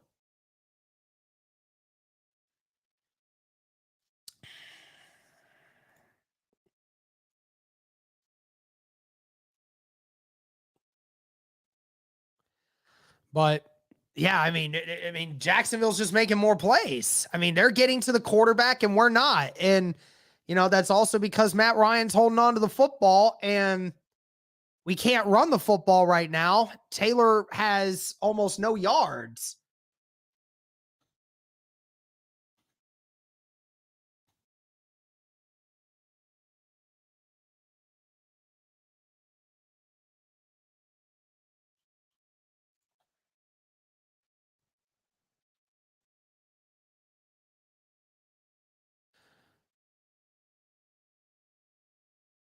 All right.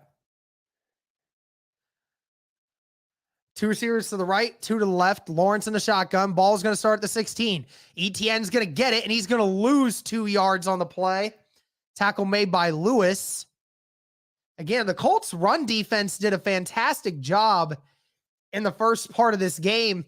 It's just stopping the pass that's going to be the big thing here because Lawrence so far is 7 of 7 on the drive or on the game so far. Neither team running the football very well.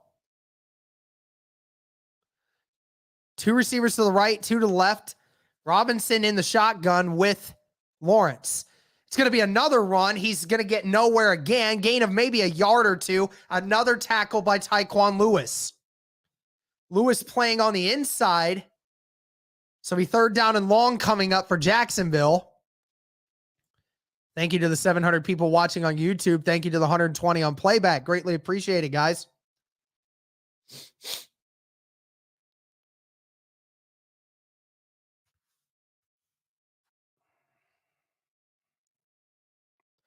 Three receivers to the left, 1 to the right. 3rd down and 10. Lawrence with time. Surveying, throws it deep across the field, and it almost picked off by Julian Blackmon. Blackmon couldn't hold on as it got to the ground, but Blackmon broke it up, and it's 4th down and 10. And the Jags are going to have to punt for the first time. Wow, Blackmon almost came in and swiped it, but didn't secure it as he came over. Gilmore on the coverage to Marvin Jones. Wow, almost a big play there by Indy. Either way, it's 4th down. The Jags are going to have to punt it away here. Punts it. Not a great punt. It's bouncing back towards Indy's way, and it's going to be at the 44-yard line. And the Colts are going to get great field position here to start this drive. Good job by the defense there to finally get a stop.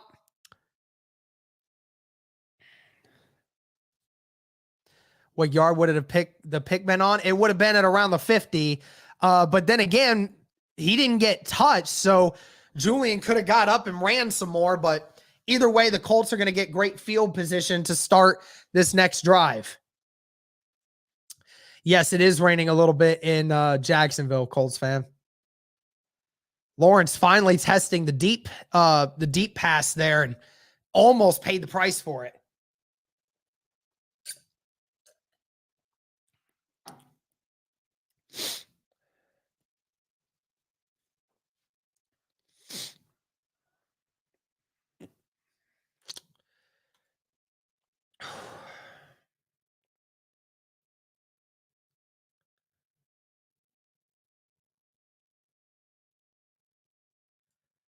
How did the Lions take an 11-point lead?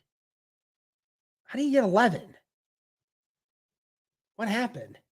Did somebody get a safety or something? Oh, it's 12-0. Oh, okay. But still, though, how'd they get 12? I need to know this information.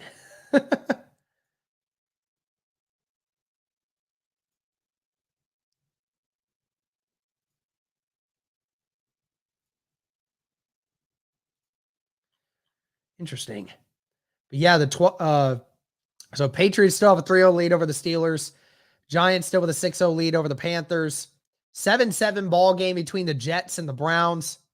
Ravens still with a 7-0 lead, but threatening with another score. Saints still with a 3-0 lead over the Buccaneers, and the Lions have a 12-0 lead over the Commanders right now. So very interesting.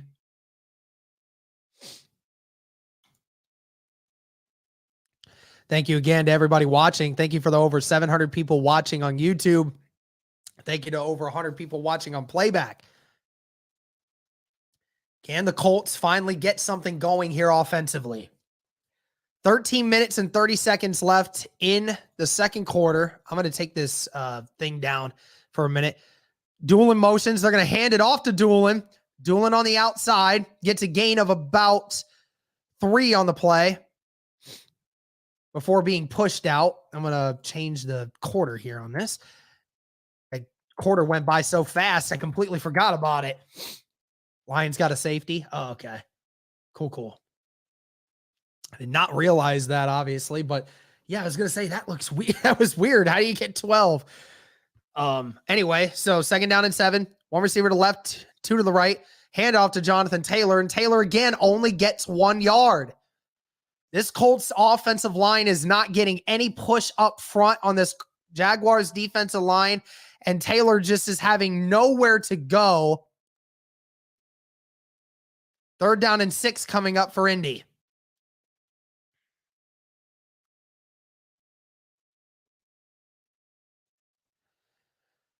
Here we go. 3rd down and 6. Just 12 and a half minutes left in the second quarter. Indy trying to get something going here. 3 receivers to the left, 1 to the right. Matt Ryan in shotgun with Taylor. There'll be a pass. And he gets sacked again. Josh Allen again with the sack. His 2nd sack of the game. And the Colts have no answer for him right now.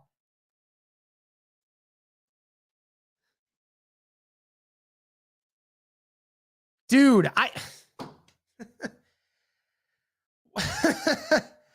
mean, Josh Allen is getting anything he wants right now.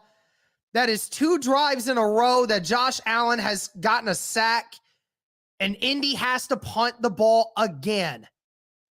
Hawk with the punt. Beautiful punt. It's fielded at the 9-yard line, but he gets all the way to the 20 before being brought down by Cross. Dude, like, when is this offense going to do something? Why is everything so complex that it's taking 5 seconds for Matt Ryan to throw a football? Like, why? Why is it so difficult for us to not be able to get anything going? I said it at the beginning of this. I don't remember who asked. I think it was Nathan that said, what do we got to do? We have to be consistent. Right now, Indianapolis has 4 runs, has actually 5 runs for 7 yards, and Matt Ryan can't even throw the football without getting sacked. This is literally abysmal. Kim, thank you for becoming a member. Pass the juice, thank you very much. I greatly appreciate you becoming a member of the channel. Thank you. Welcome, everybody. Kim, for being a new channel member. Thank you so very much. I mean, I don't even know what I'm watching. Like, this offense can't do anything right now. Nothing. They can't get open. They can't throw the ball. They can't protect the quarterback. They can't run. I mean, what is going on? Like, what is this?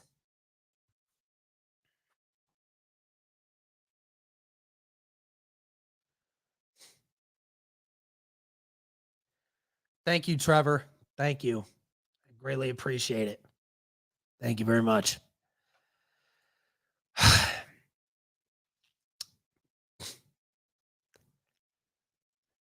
This is so stupid. Like, what is this game? Throw a 3-yard curl route to freaking Paris Campbell. How hard is it? Trevor Lawrence just did that to us on the last drive, made it look easy. Just throw a curl. Just throw an in. Just throw a slant. Something. I don't care what it is. Thank you, Tawny Apple, for being a moderator, and thank you for being a member of the channel. Thank you so very much. Greatly appreciate it. I don't understand. Like, it seems so stupid. I don't understand why we can't do anything offensively. 11 and a half minutes left in the second quarter. Jacksonville's going to get the ball again at the 20.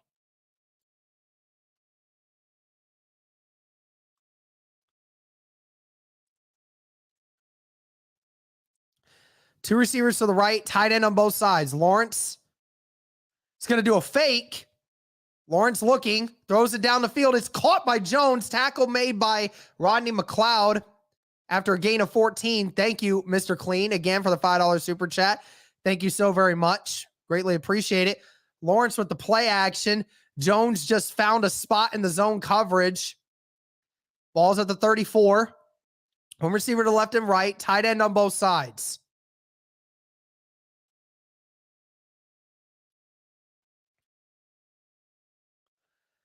It's going to be a run here. Tackle made by Zaire Franklin after a gain of, I think, 3.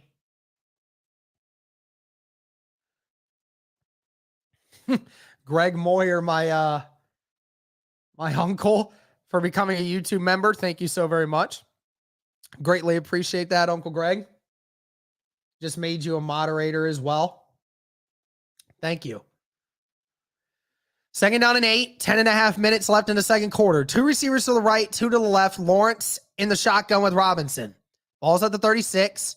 Lawrence gets it off quickly. Caught again by Kirk, down at the 42-yard line. So we third down and 2 coming up. Gain of 6. Again, Lawrence, 9 of 10 to start this game. The Colts playing strictly zone coverage right now. And Lawrence is just making whatever throw he wants to. Anything within 10 yards, we just are not able to stop. 3 receivers to the right, 1 to the left. Lawrence in the shotgun. Kirk now motions. It's going to be a first down for James Robinson after a gain of 5. Tackle made by Franklin and Okereke. Thank you, Patrick Emmett, for the $5 super chat. Greatly appreciated. Thank you so very much. Another first down. Ball's at the 47-yard line. Jacksonville threatening to go into Indianapolis territory again. Come on, defense.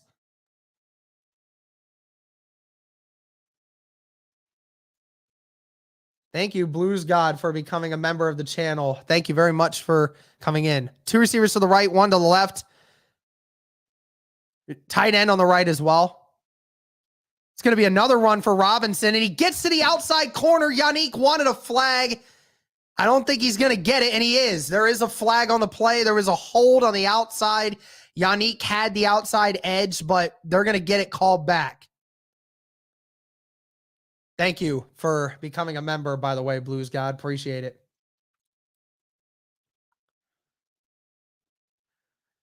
Yeah, there's a hold here. Yeah, there's 100% a hold.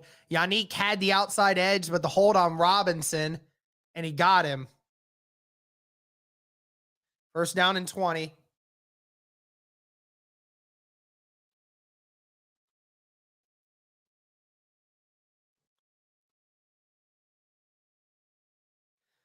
Two receivers to the right, 1 tight end to the right, tight end or receiver on the left. Be play action. Lawrence scrambling. Looks like he's going to throw it, and it's caught by Christian Kirk, and that's another first down, a gain of 25. I don't know what is going on right now, man. Lawrence just avoiding the pressure. Kirk was wide open, and Bobby Okereke came down. Rodney McLeod gets it.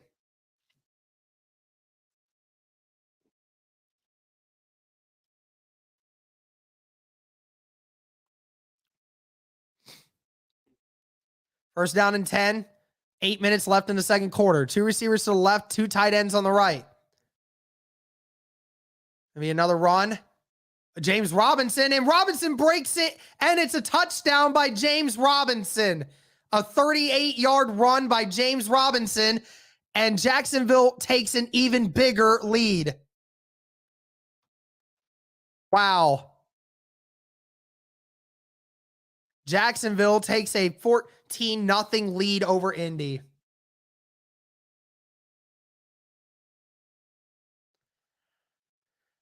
Great cutback blocking. James Robinson just with enough speed to outrun the edge. And the Indy defense has not come to play. And just like that, we're down more.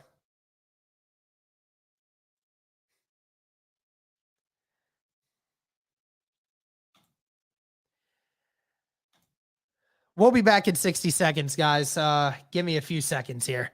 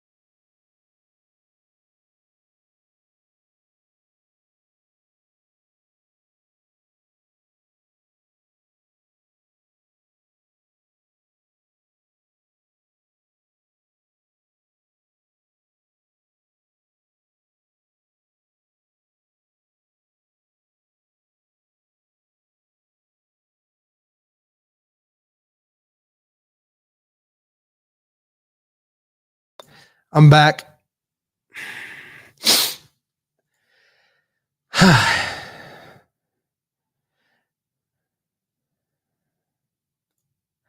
I might do that, Trevor Beast, honestly. Maybe I could do that at some point.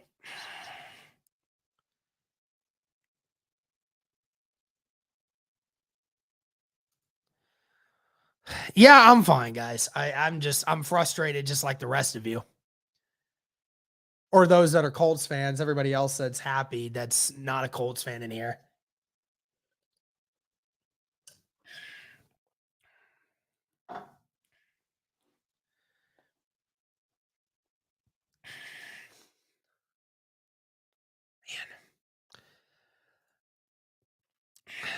Check in on some games around the league real quick.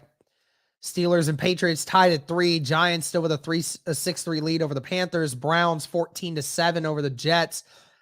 7-7 Dolphins and Ravens right now. Saints still with a 3-0 lead over the Buccaneers.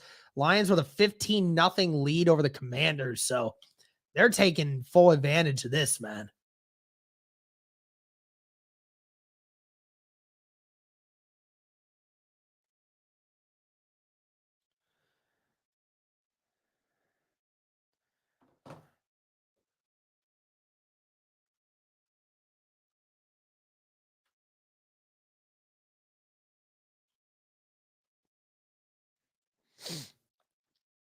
Here we go. Kick his way. See what the Colts can do here. Looks like they're going to return this. That's Isaiah Rodgers. Rodgers trying to make somebody miss. He makes one guy miss, brought down at the 22-yard line. So the Colts get the ball to start again. Indianapolis offense not been able to do anything so far. Matt Ryan been sacked twice by Josh Allen. Only 10 yards or even 7 yards by the Colts in this first half for running. So 7 minutes and 44 seconds left. One receiver to left and right. Tight end on both sides. Going to hand it off to Jonathan Taylor. Taylor nowhere to go and brought down to the line of scrimmage again. Bro, I swear we can never run the football on this team. I don't know what it is. We cannot run the football on this team. I mean, it is bad.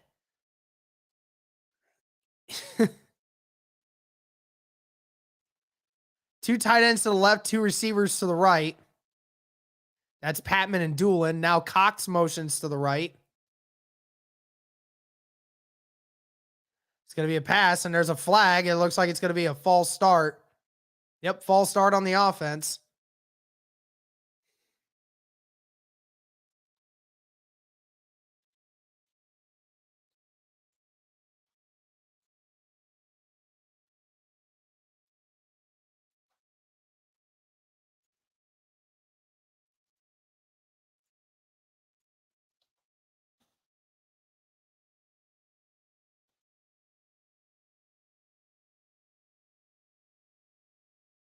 Two receivers to the right, one to the left, tight end on the right. Matt Ryan throwing it to Mo Alley Cox, and it's caught and tackled at the 29. So it'll be a gain of 10 on the play. Third down coming up for Indy. Third down and 6.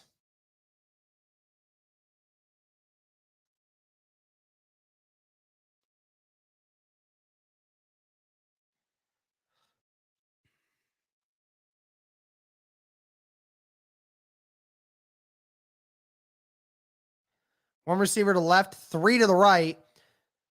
Taylor in the shotgun with Ryan. Cox now motions in. Ryan has Desmond Patman, and Patman drops it. He dropped it. It was a first down, and he dropped it.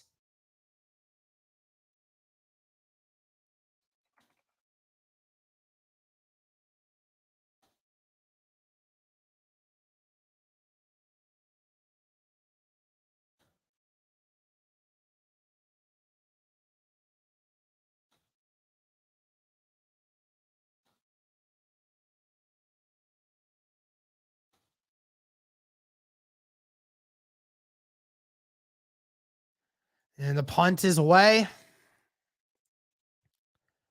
Caught at the 30. That's Agnew again. Agnew brought down at the 25 this time by Tony Brown. Great play there by Tony. Thank you to the 830 people watching me absolutely lose my mind. And thank you to the 100 people watching on playback as Desmond Patman throws his helmet and breaks it. I don't know what this is, man. I can't believe this early in the season, I'm being forced to say that I don't know what is going on.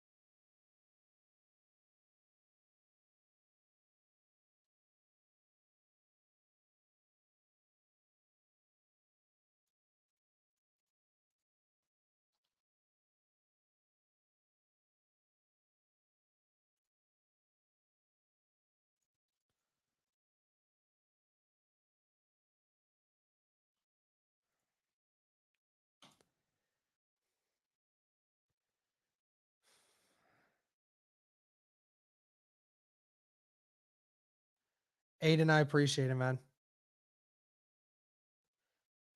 Andrew, if you want to use playback, hit the link in the description of the live stream or also in the comment section. And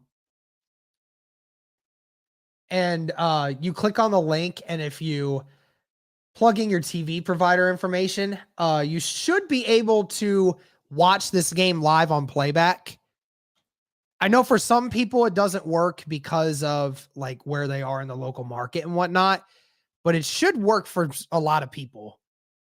So you could try that if you like.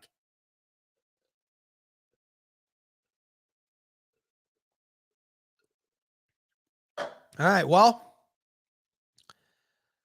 14-0 for the Jags, and the Jags get the ball back. So ball at the 25, 5 minutes and 40 seconds left. 3 receivers to the right, 1 to the left.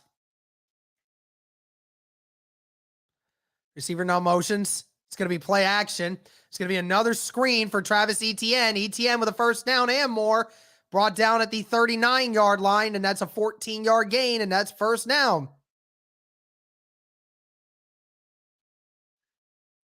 Man, the Jags play that screen so well. They've ran that screen every time, and it has worked perfectly. Thank you, Mr. Clean, for the $5 super chat. Can someone explain how being rightfully angry at nothing makes you an angry fan? Yeah, it doesn't make you an angry fan or bad fan at all.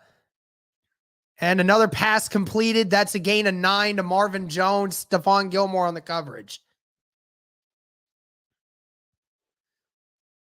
I mean, I don't know what is going on, guys. We might get blown out here. We might get blown out. I mean, Indy's got to do something here, man, because we might get blown out.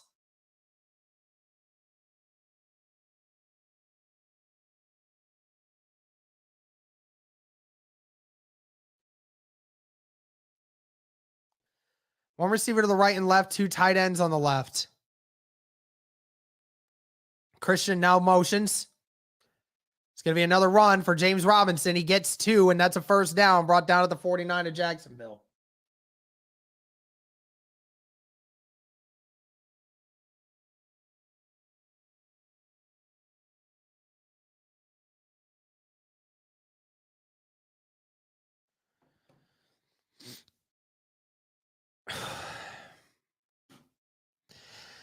Just under 4 minutes left in the second quarter. Thank you to everybody watching. First down and 10, ball at the 49. 2 receivers to the right, 1 to the left. Tight end on the right. He's going to hand it off again, this time to Robinson. Gets a gain of a yard, I think. Yeah, a yard. Tackle made by Grover Stewart.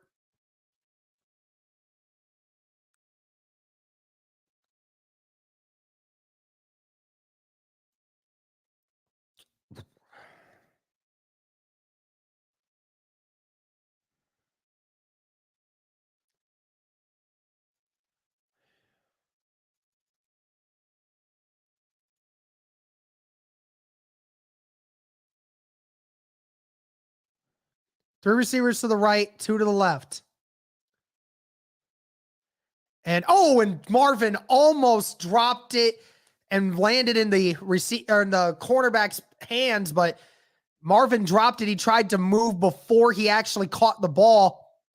Bounced off his chest, and Gilmore was right there. Almost landed in Okereke's hands right there, but man.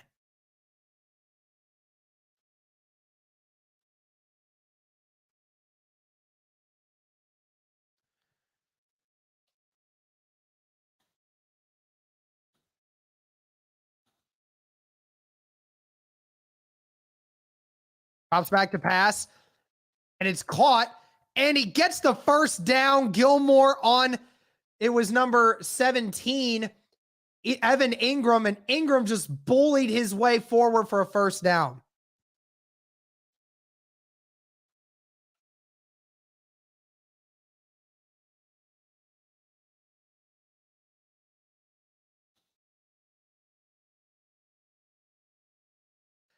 He just absolutely put Gilmore. I mean, that should have been a face mask. Should have been a face mask because he literally put his hands in there. Thank you, Pucho Waffle, for being here. 1 receiver to the right, 2 to the left. It's going to be a handoff. That's to Agnew. Loses a yard on the play. Tackle made by Yannick Ngakoue. Let me get you as a moderator. Thank you to all the new members, by the way. Greatly appreciate it, guys. Yeah, so yeah, let me do that. Sorry, guys. I'm trying to keep track of everything. 2-minute warning comes up. 14-0 Jacksonville.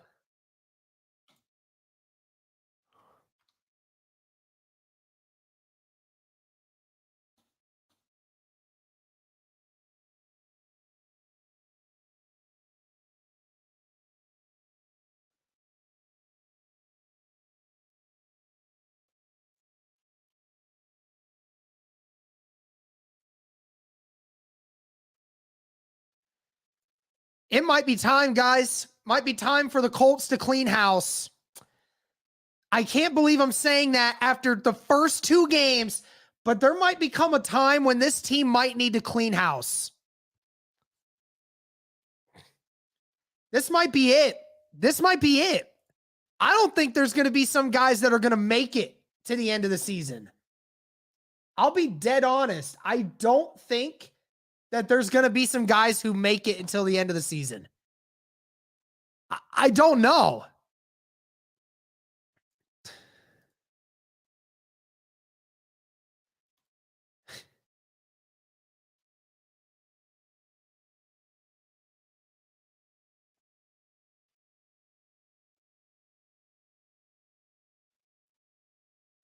For real.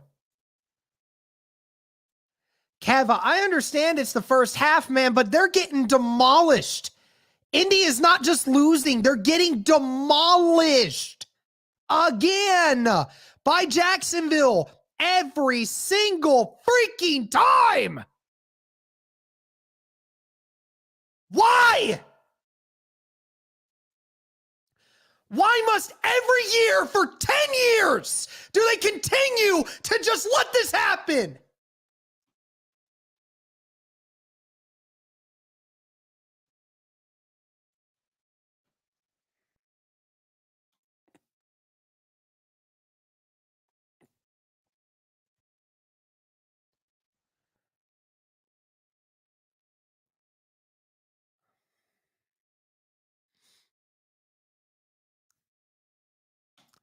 Thank you to the 900 people watching. Thank you to 100 people on playback. Thank you.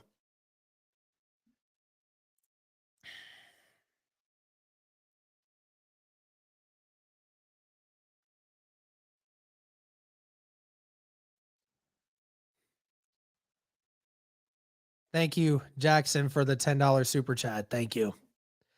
2 tight ends to the right, 1 receiver to left and right. Lawrence in the shotgun again. Lawrence stepping up. He's throwing a Hail Mary, and it just went through the hands of Agnew. Okereke on the coverage. Agnew almost had it.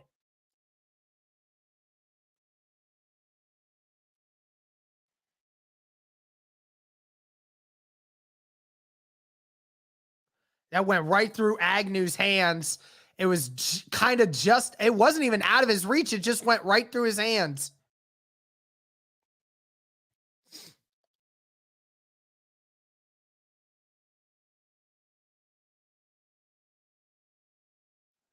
One receiver to the right and left, receiver to the right. Tight end on one side. Lawrence facing pressure, throws it to Etienne. Etienne, and does Etienne stay in? He does, and he almost gets the first down. He's only a yard shy, so it's 4th down. What will Jacksonville do here? I think they go for it because there's no way they don't. They're going to call, Indianapolis is going to call timeout. Jacksonville's going to go for it because they've gotten a yard on every single play.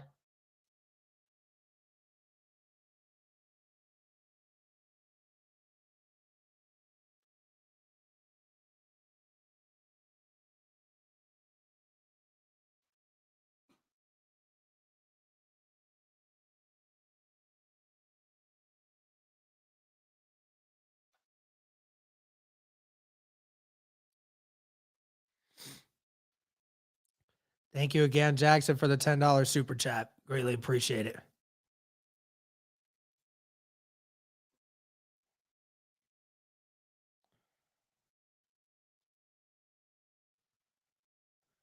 And it looks like the offense is not going to come out, and Riley Patterson, the kicker, is going to come out.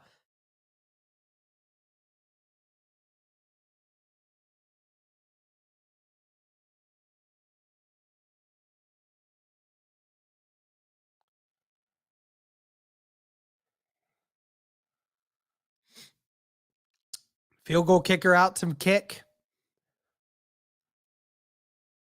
We'll see if he makes this.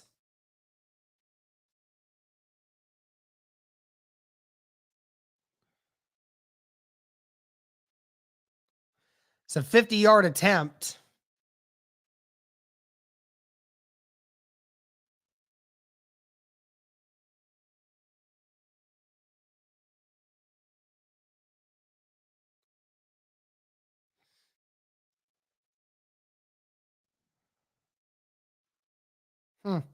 Oh, they're saying he went out of bounds. Yeah, ETN went out of bounds on that play.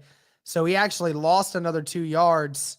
But I don't know if they saw that before or not, but they probably did.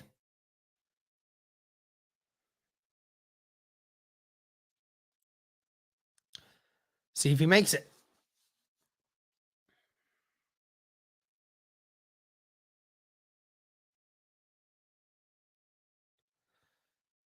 The kick is up, and it is good. What a kick. Beautiful kick. Wish the Colts had something like that. So 17-0 now, Jaguars. With 1 minute and 43 seconds left in the second quarter.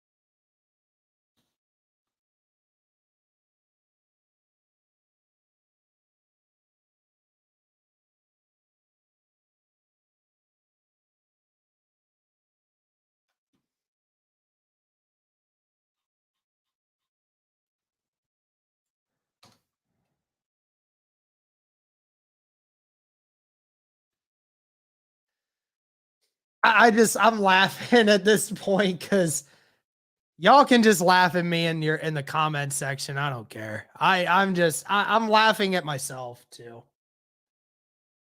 Hey, Jalen Waddle got a touchdown. Nice.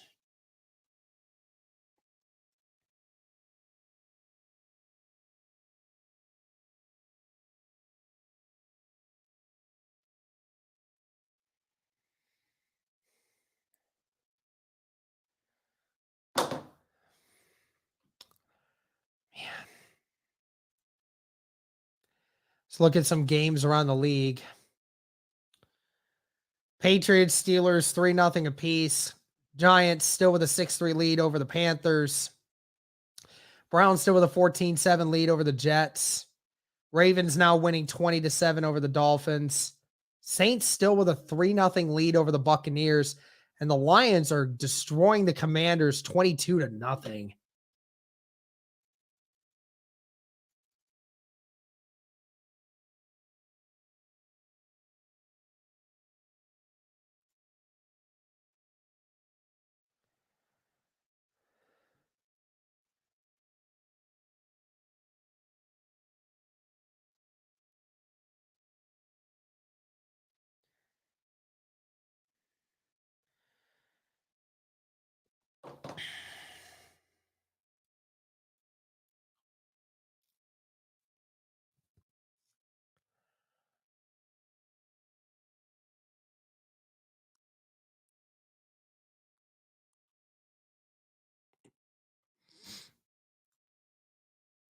Kick is away. Rodgers is not going to return this.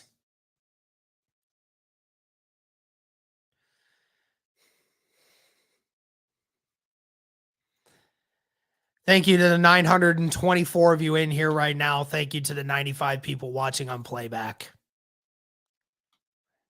I know I'm way behind. Hold on. I'm going to.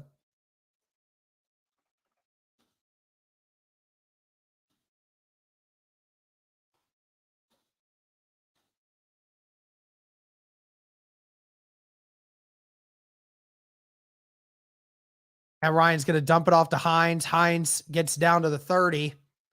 Surprisingly enough, that might be the easiest completion I've seen them make all day. Trying to hurry up. 2 receivers to the left, 1 to the right, tight end on the right.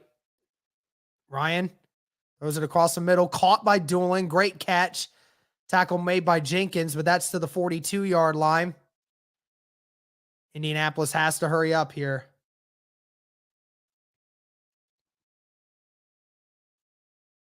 Two receivers to the left, 1 to the right, tight end on the right, and there's a flag for a false start.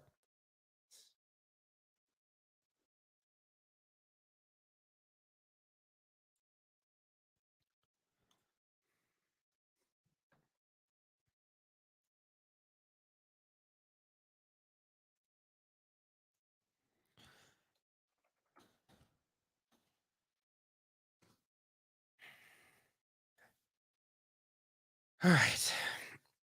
And they're gonna try, guys, to get me a new stream to help to get me caught up a little more on mine. So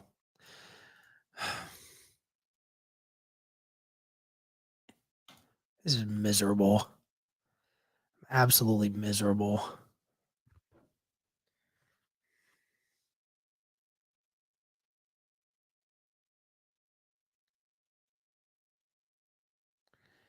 First and 15. So last week, Indy had 500 total yards. Today, they have 60 on offense in this first half.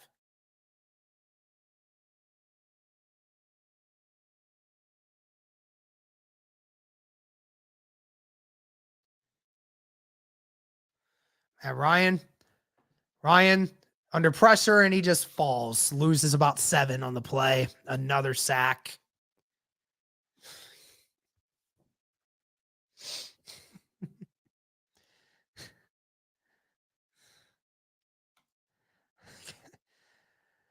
"37 seconds, second down and 13. 2 receivers to the left, 2 to the right. Throws it across the middle, caught again by Doolin. And they call a timeout here. It'll be third down at about close to 10.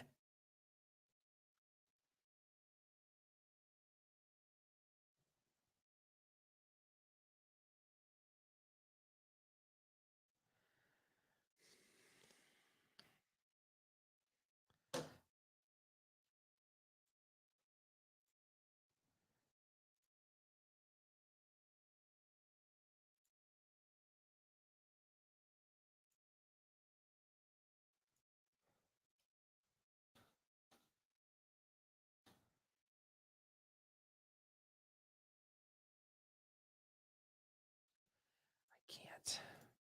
Just...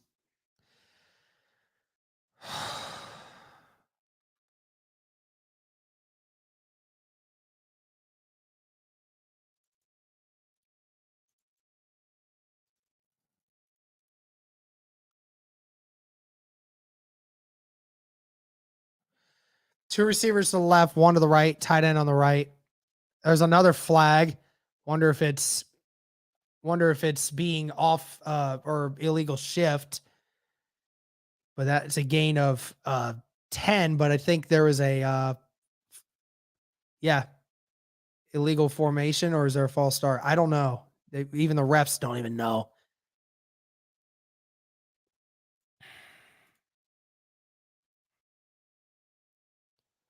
Illegal formation on the offense. Penalty is declined again. This, I mean, I don't even know what this is, bro. Like, this is, oh my gosh, there's no way this is happening for the second straight week. I can't believe this.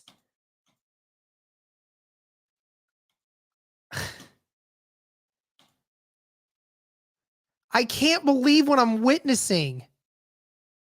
The punt is away. It's caught at the 16. And I assume the Jaguars are just going to kneel it and probably just they're just going to kneel it and go into the locker room.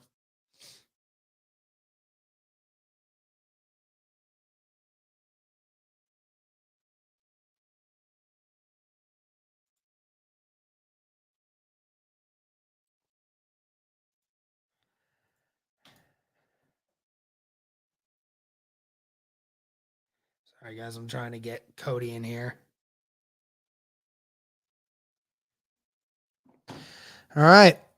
Well, so the Colts are down 17-0 going into the half. Same situation as last year.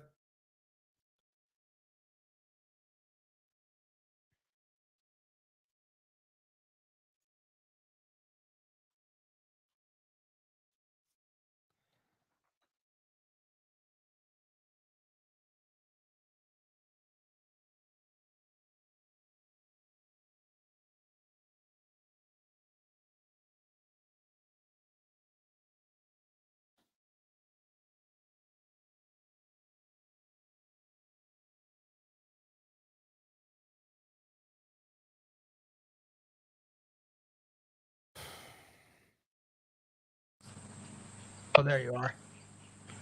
You look like you're in a really nice place right now. Well, I chose to not watch this game because I have no faith in Frank Reich as a head coach. So I decided I'm actually going to be happy and spend time with friends. So I'm not at home right now. Lucky you. I know. Congratulations. You're getting to spend time doing something that you enjoy. Instead, while I'm here, just absolutely just dying inside. Are you shocked, though? I am shocked. Like, I'm not shocked at the fact that we're losing, but I'm shocked at how terrible we look. 3 points in the first half against the Texans and the Jaguars. 3 points. 3. Dude, everyone needs to go. Everyone. I'm not exaggerating. Reich is gone. Clean house. Reich is gone. Ballard's gone. I mean, look, the left tackle position, it sucks. We do not have a good offensive line. We have become the Cowboys. We have spent so much money on the offensive line, and it still can't protect our quarterback. So that sucks. That was a terrible decision. You said we didn't need wide receivers. Ashton Doolin's the only guy making any plays out there right now. The only one. Hines only got 2 catches in the first drive, and then all of a sudden he just went and disappeared. And Matt Ryan's holding on to the ball too long. We can't run the ball with Jonathan Taylor, and the defense can't stop anyone. It's ridiculous, man. Now twice in a row, the Indianapolis Colts have been outscored. And Scott, by the you look like you're an old man, which you definitely look like you are. But yeah, I mean, the Colts have now been outscored. They've been down 17 points 2 straight weeks to majorly inferior opponents. At least we thought. Yeah, at least we thought. It's to the point, man, where I just have no faith in this organization with anybody higher up. The fact that your team knew what was at stake. You knew what the narrative was, right? You can't win in Jacksonville. You can't do this, can't do that. You know, this is the team that ended your season last year, and you come out and look uninspired like this. Frank Reich's got to go, man. It's not a question for me anymore of if he does, it's just when at this point, because it's unbelievably incompetent. And this is a full team failure, offensive line looking like hot garbage. You've invested a ton into this offensive line. To have Ryan Kelly and Quentin Nelson, all these guys just looking as bad as they have, it's just not. You can't have it, man. It's just you can't have it. You can't win in this league if you can't protect the quarterback or get after the other team's quarterback.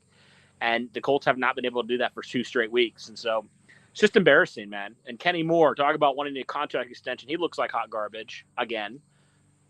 So it's like everybody's failing. The organization has failed.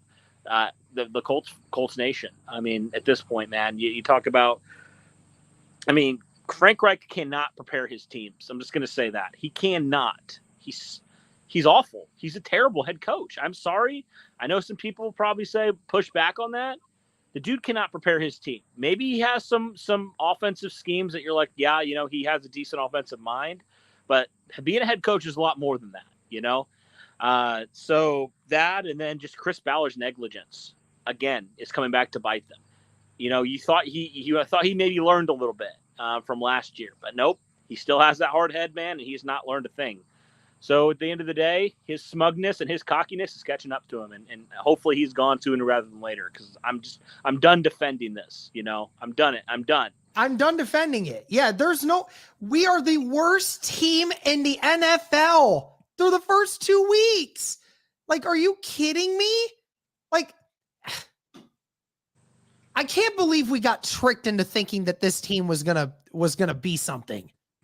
I can't believe we got tricked into thinking this team was gonna do something this year. Yeah, I know ridiculous. It's 2 games into the season, but I'm already embarrassed to even want to do this. It's not like this game is close either. The Colts are getting just killed, like just dominated on both sides of the ball. Like, it's not like they're losing these heartbreaking last week, yeah, but like first half, the Colts have just looked terrible, man, just terrible. And the crazy part is, like, nothing is good. Nothing. No. Indianapolis has not done one thing this game that has been good. Nothing. They haven't stopped the run. They haven't stopped the pass. They haven't gotten pressure. They haven't been able to protect Matt Ryan. Matt Ryan hasn't been able to make good throws. We can't run the ball. We can't pass the ball. We can't protect. We can't coach and play call the right way. Like, what is this shit, man? You're telling me I have no idea. I'm just done trying to, like, honestly, this team, like, over, not even this year, this, like, the last couple years, like, it's just like, unfortunately, I just have come to this place where I can't get mad anymore. I'm just numb because I just expect this stuff at this point, It's just so sad, man.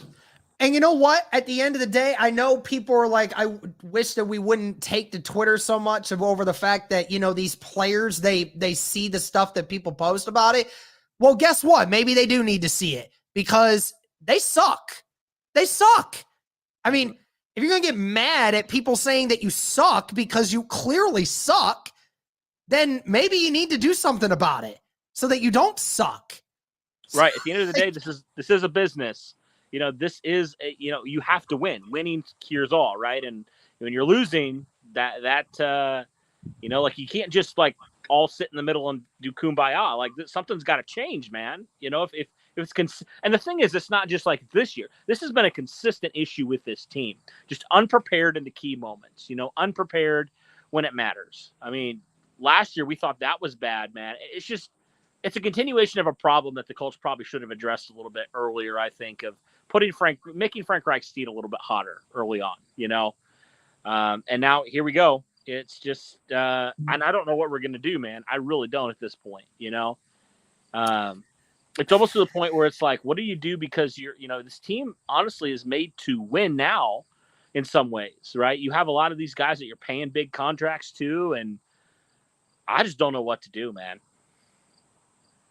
I don't know anymore, man. I don't. And it's like, what are we supposed to think for 15 more games? Like, right. I can't believe that this is happening. It's like you've had so much time to think about that loss, to let it, like, just motivate you, and you just come out and this is the result.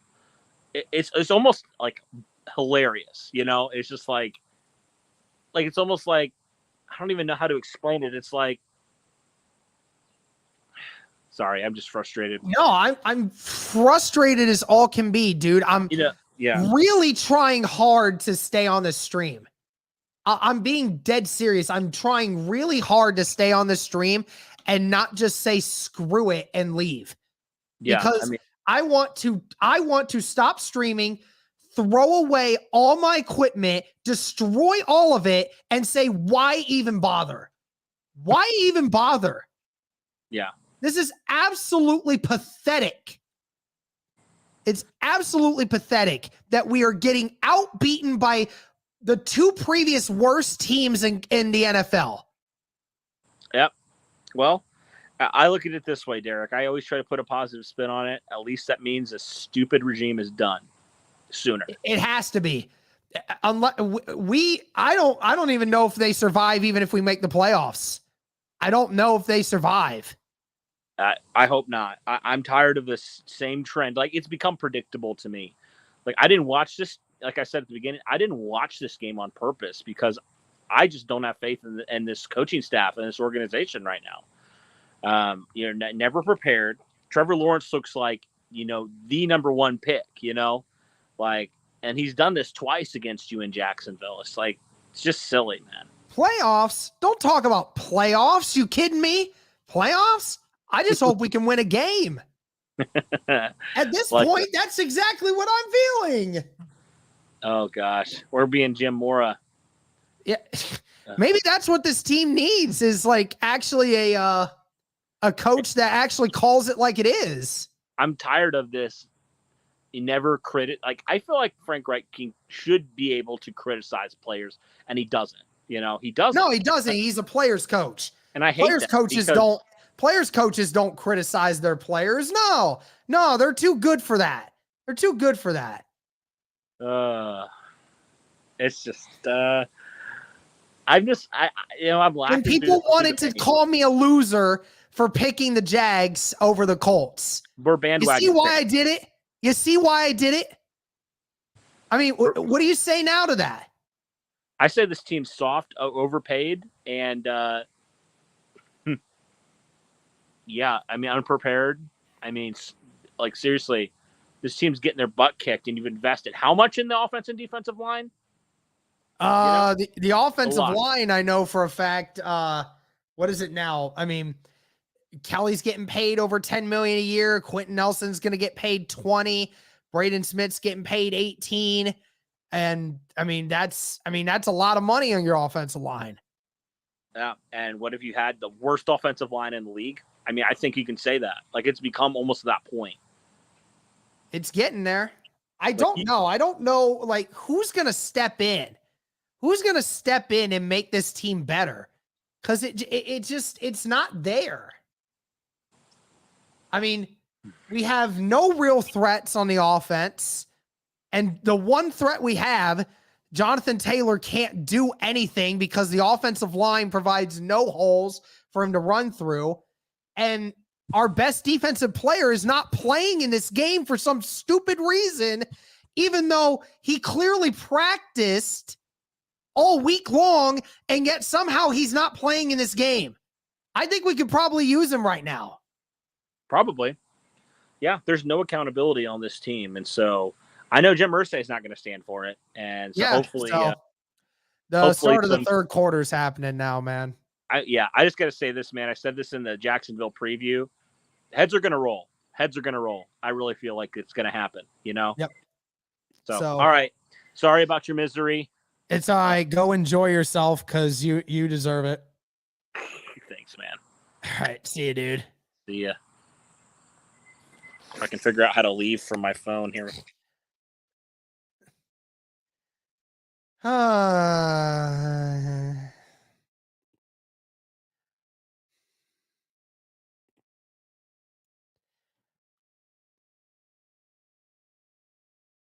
right, Kenny, I will. I'll make sure to do that. Thank you to the 1,000 people watching on the stream. Thank you to the 65 people watching on playback. Let's see what happens here in this second half. See what happens. The Colts have to kick it away because they received the ball first to start the first half.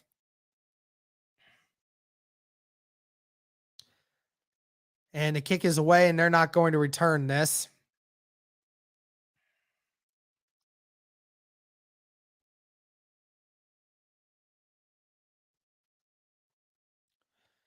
Here we go.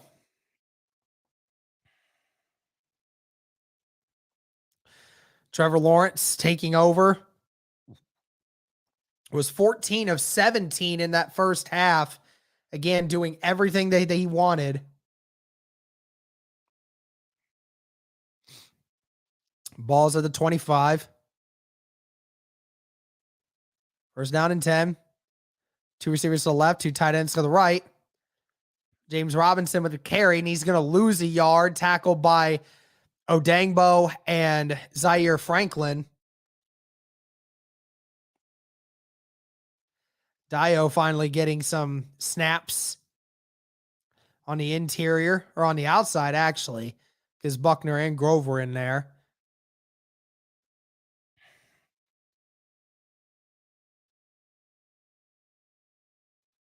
Second down, 11, ball at the 24. Two receivers to the left, one to the right, tight end on the right. Lawrence and shotgun again with Robinson. Lawrence gets it off quickly. That's a catch by Zay Jones after a gain of 5. It's be third down and 6 coming up.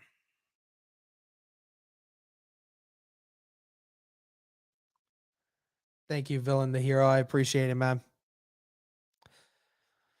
Third down and 6 here. We'll see if the Colts can get a stop.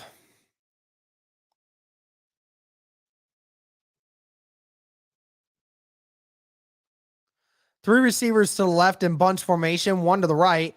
Lawrence in shotgun again. He's going to dump it off, and that's another first down. Caught by Ingram. Gilmore on the coverage, but he gets 10, and that is a first down. Evan Ingram getting really involved in this game. It's a gain of actually more than 10. It's more like 15.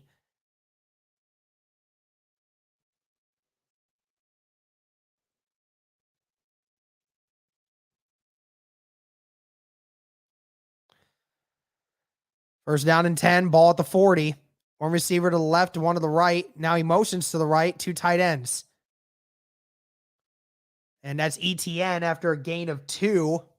Tackle made by EJ Speed and Bobby Okereke.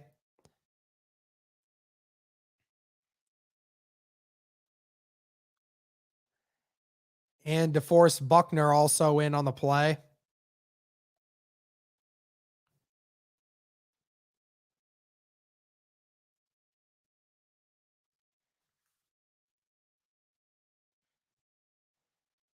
Two receivers to the right, two to the left. Lawrence in shotgun with James. He's going to dump it off to James. James makes one guy miss, and that's a gain of 9. That's a first down. Again.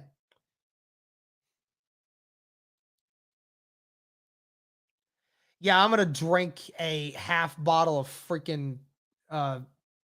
whiskey if this keeps happening. I'm kidding.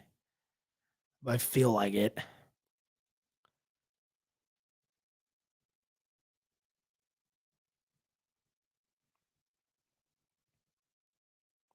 First down and 10. Ball at the 48-yard line of Indy. One receiver to left and right, two tight ends to the left. Another run by Robinson, and he loses 2. Tackle made by EJ Speed.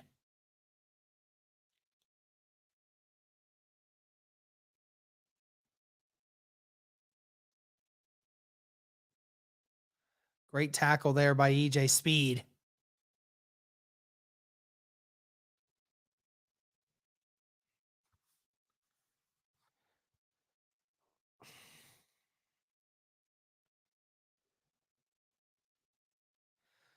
One receiver to the right, two to the left. Tight end wide out right as well. Lawrence in the shotgun again.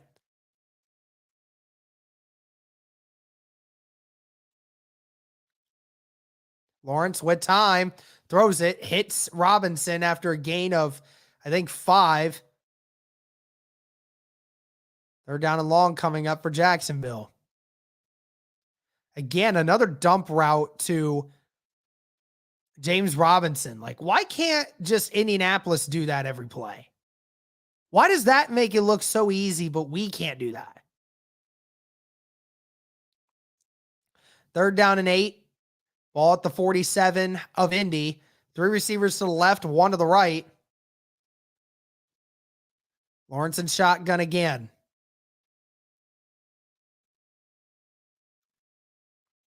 There's a false start. Well, and they're not going to call it, but it was. Oh, and Gilmore almost picked it off, intended for Ingram. But that is a third down stop. There should have been a false start on that, but nevertheless, Gilmore almost had that interception. Ingram gave up on the play, wanting a flag, and Lawrence threw it anyway.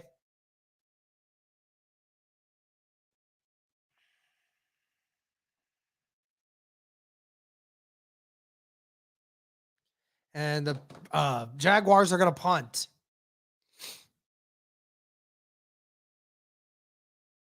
And there's a flag on the play. False start on the offense.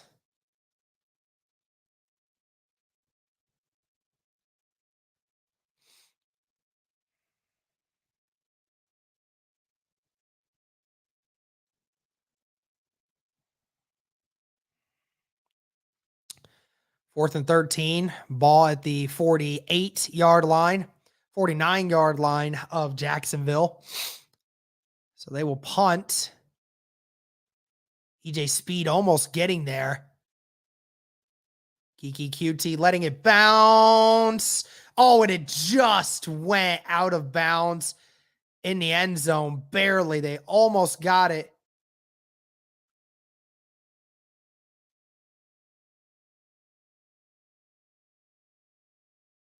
No way they're saying it went out of bounds at the 1. There's no way. There's no way that ball went out at the 1. There's no way. They're saying it did, but there's no way.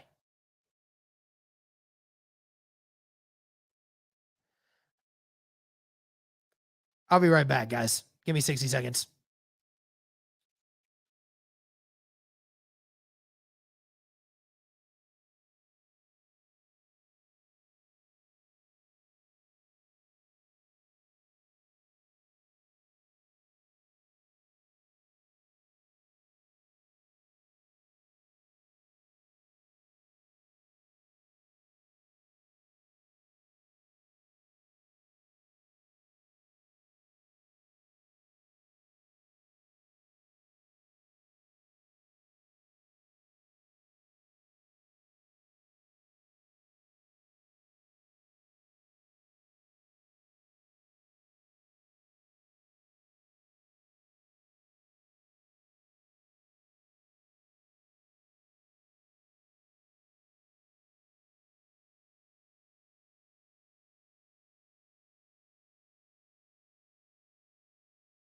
I'm back. I'm back, guys. Thank you, everybody, for still tuning in. Greatly appreciated. Sorry that there's not more excitement. Unfortunately, this is just a sad experience.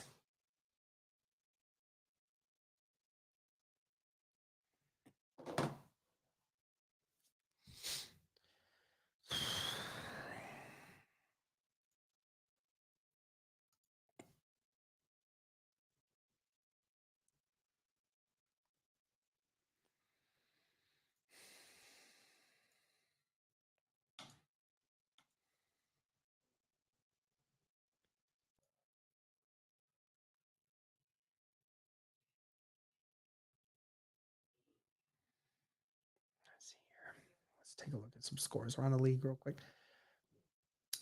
The Patriots with a 10-3 lead over the Steelers. 6-6 Panthers and Giants. 14-14 Browns and Jets. That's a close one. Ravens 28-7 over the Dolphins. 22-0 Lions over the Commanders. And 3-0 Saints over the Buccaneers. 3 receivers to the right. Tight end on the left. Matt Ryan going to take it. Snaps it. Gets the ball to Jonathan Taylor. Taylor gets 9 on the quick out pass. Ironically enough, that's the best play for Jonathan Taylor all game. It's the first time he's gotten more than 3 yards on a play in this whole game.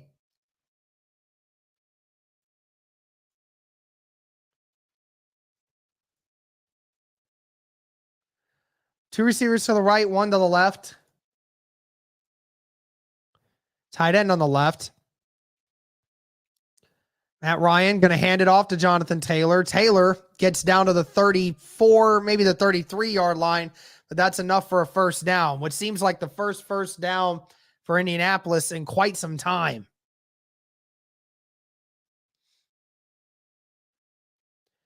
Jonathan Taylor, only 6 rushes for 10 yards so far in this game. 2 receivers to the left, 2 to the right. Halfback fake. Matt Ryan going deep and, just incomplete, out of the reach of Patman. Both wanting a flag, but nothing there.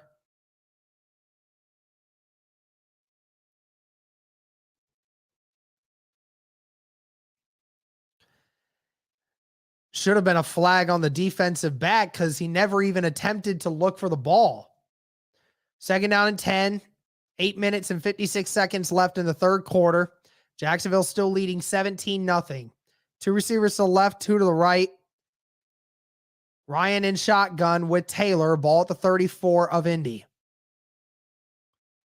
Going to be a read option. Patman catches it down at the 42, so that's a gain of 8.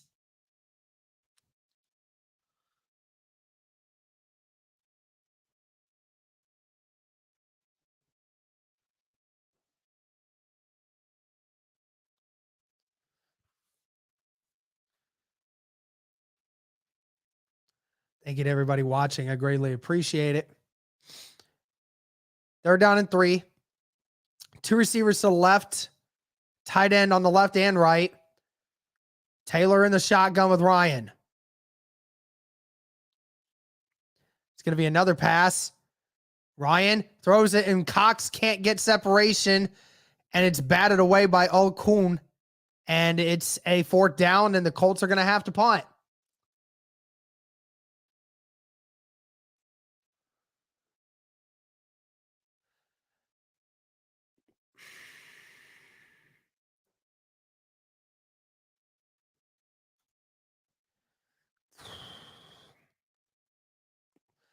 Colts have to punt from their own 41-yard line.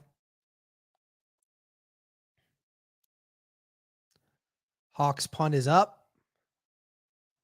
Great punt. And it's brought in at the 7-yard line by Isaiah Rodgers and Tony Brown.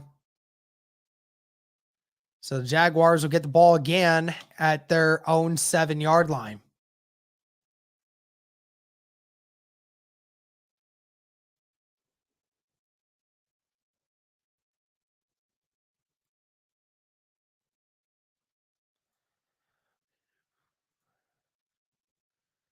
That's amazing that the Lions are just absolutely demolishing the Commanders.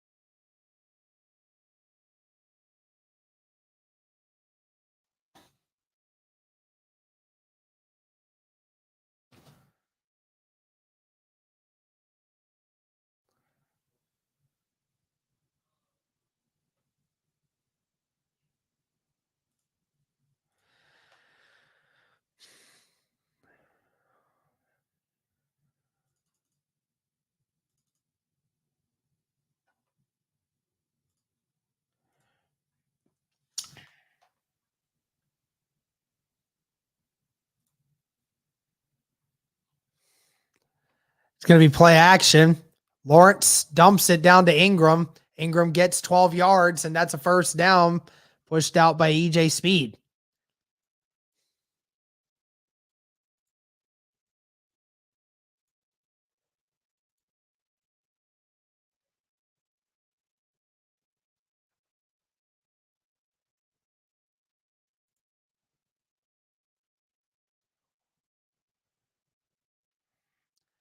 Seven and a half minutes.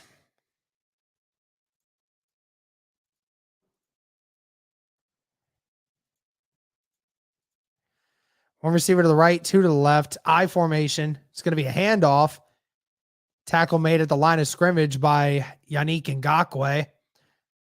That was James Robinson on the carry.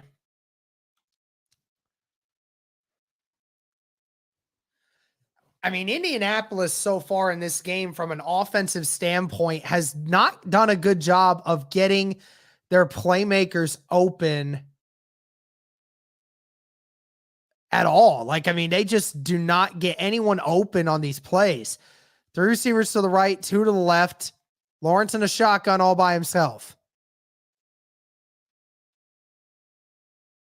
Bringing pressure, but that is a catch by Christian Kirk, and he got the 1st down. That's a gain of 10. I mean, it just seems so easy for the Jaguars, who split 5 guys out, run out routes, and then they get 8 to 10 yards on every play. Like, why can't the Colts do this? Why can't we split out 5 guys and run out routes and get 5, 6, 7 yards on every one? I mean, it makes no sense to me. I don't understand what the play calling is.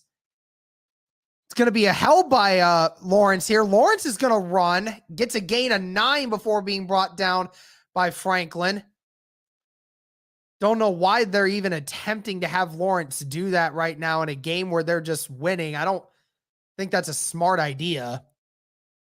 Don't like that Lawrence is putting himself out for danger like that.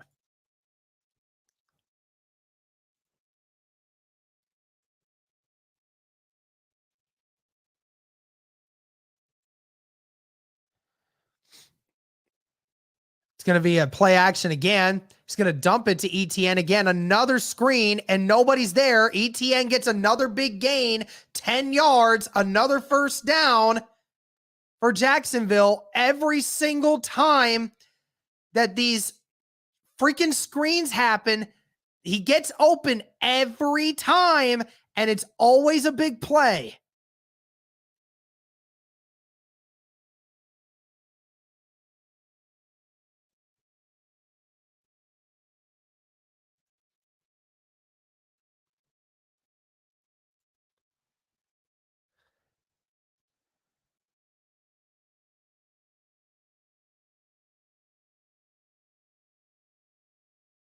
And Lawrence gets it again. Kirk wide open in the middle of the field, gets a huge gain, brought down to the 28 by Faison and Cross. That's another big gain.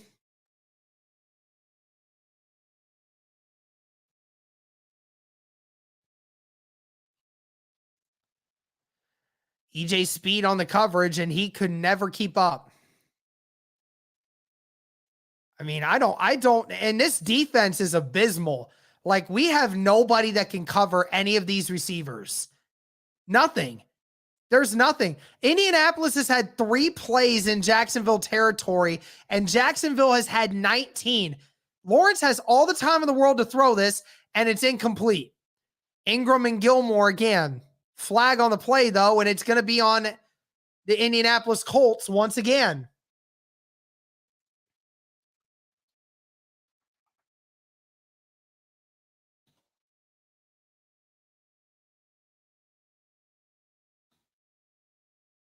And that was a holding on Nick Cross.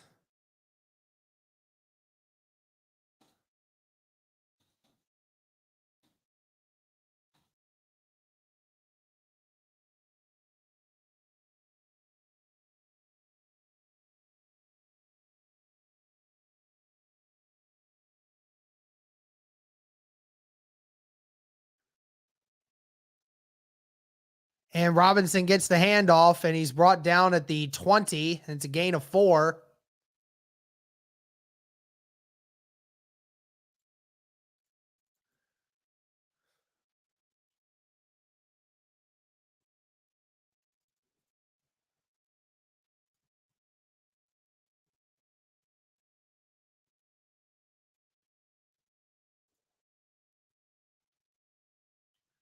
Gus Bradley's defensive scheme sucks right now, guys. Another run from Robinson, another first down, gain of 6.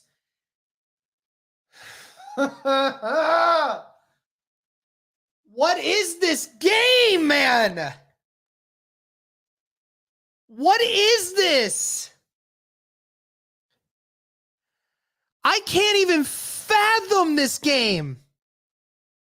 Bro, same, Mr. Clean. Thank you for the $2 super chat. The 2011 team was almost as good as this. One receiver to the right and left, tight end on both sides. Maybe another run for Robinson. He gets no gain.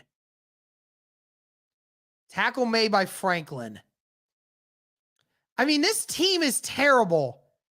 I mean, the offense cannot get anything going. The defense cannot stop anything. Gus Bradley's scheme so far has been literally one of the worst schemes that I've seen in the NFL this year.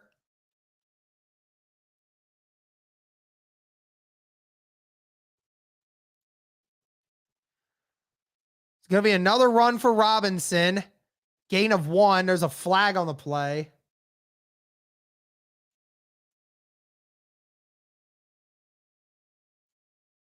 Offside on the defense. Guys, I mean, I don't know what to even say about this. This is like when you're losing when you're in a high school game. The one team is absolutely whooping you and you just can't figure out anything. You can't do anything with this.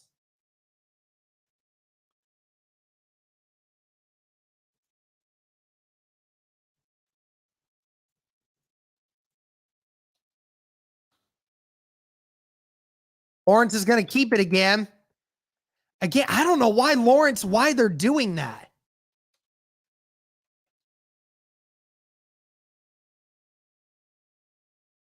Third down and 1.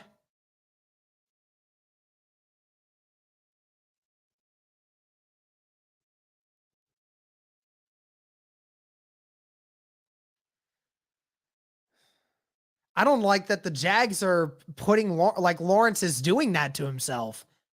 I mean, I don't know what to. I mean, yeah. 1 minute left in the third quarter. Third down and 1. Ball at the 5. And James Robinson doesn't get it. He gets stuffed at the line of scrimmage. Be 4th down and 1 coming up.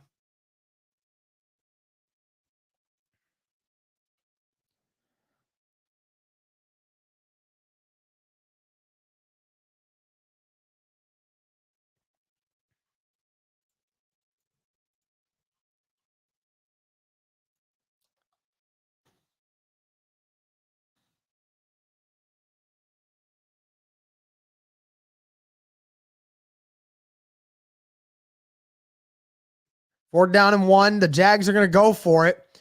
2 tight ends on the right, 1 tight end on the left. And no, they're going to call a timeout here.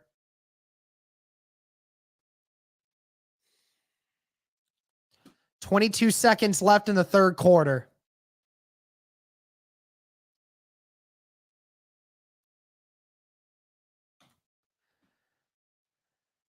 I mean, what are you guys doing to fix this? I'd love to see the chat's reaction to this. What are you guys going to do? What do you guys want to do? Because, I mean, I think it's all the same.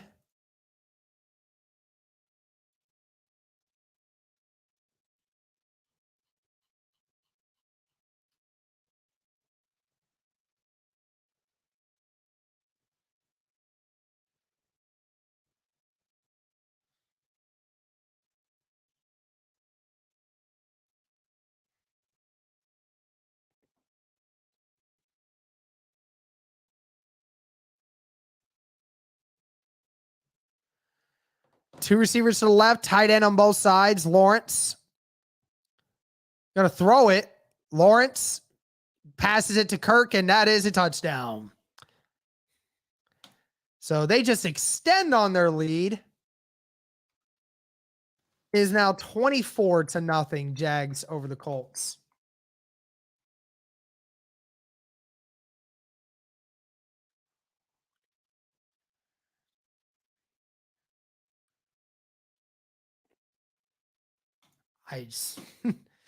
I have no words, y'all. I have no words. I have no words for this. I mean, this is probably, you know, I said last year that this was with this same team, that this might be the most embarrassing loss that I've ever seen in Indianapolis Colts history. This is it. This takes it. This takes it. I wouldn't even let Reich go home. I wouldn't even let him come back to Indianapolis on the plane. I wouldn't let him come off the plane or go to the plane. I'd leave him. Leave him there in Jacksonville. Tell him get his own ride home.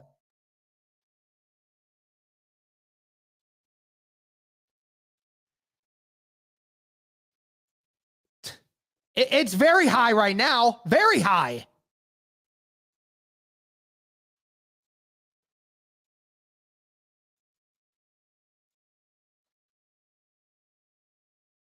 on, y'all.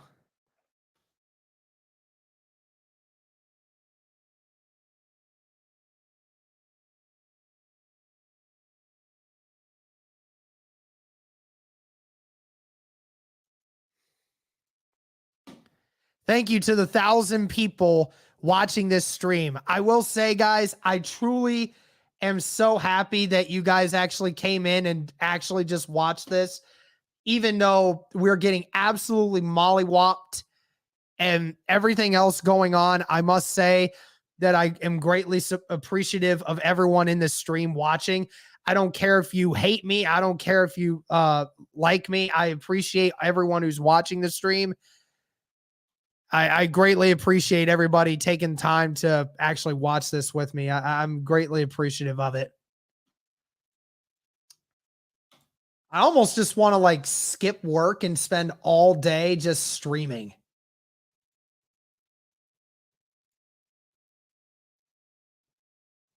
Thanks, Mark. Being a member for 3 months. Greatly appreciate it. Thank you again to the over 1,000 people watching. Trevor Hauer. Yeah, I mean, at this point, I mean, that's probably what's going to happen.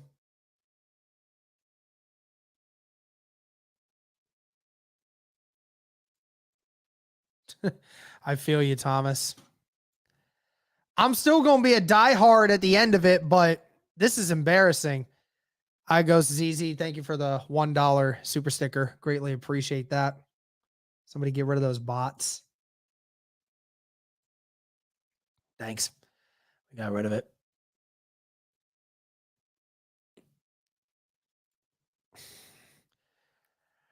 Kick is away. Rodgers is going to return this. And Rodgers gets stuffed at the 22.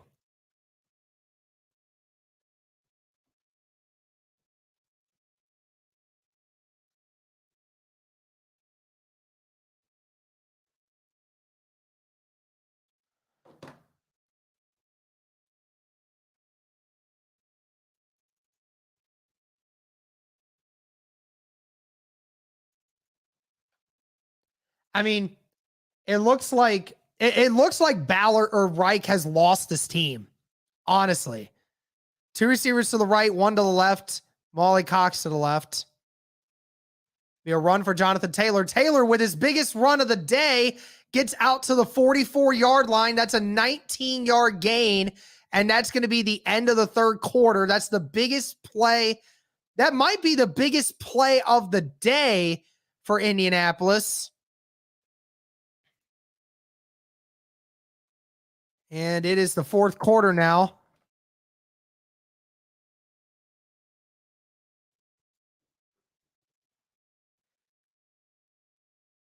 Jeez.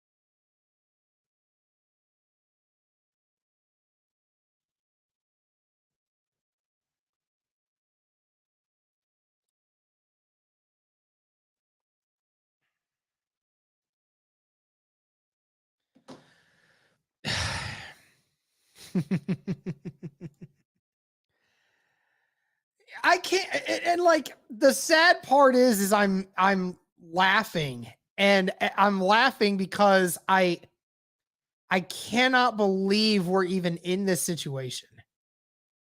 I can't believe it. I really can't. I mean, something needs to be done about this. I mean, you can't send a message by saying we're just gonna go like we're just going to go to the same thing. Like, no, we can't. Something has to change.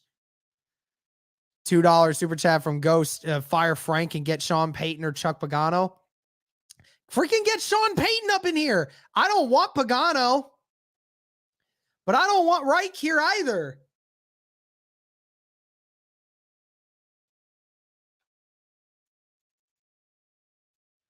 This is just absolutely embarrassing.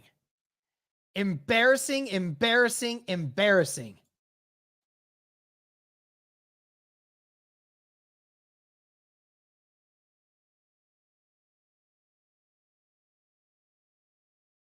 Thank you for the $2 super chat. Hire Brian Flores. I wish. That's an incomplete pass to Ashton Doolin.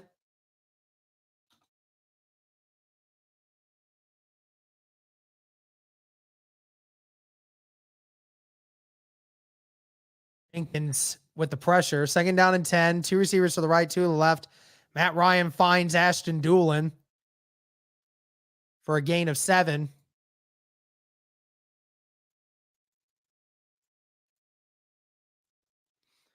Third down and 2 coming up. You know what's crazy? Strawn hasn't been targeted. Paris Campbell hasn't been targeted.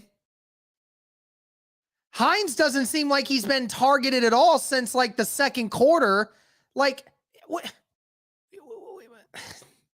3 receivers to the right, 1 to the left. Taylor in the shotgun with Ryan. Granson now motions to the left. They're going to hand the ball off to Jonathan Taylor. Taylor breaks free. Oh, runs over a couple guys, brought down at the 26-yard line. That's another big gain for Jonathan Taylor. There's a flag, though. We'll see what it is. Taylor finally running hard as hell and just running over anyone in his way. It was a late flag. We'll see what it is.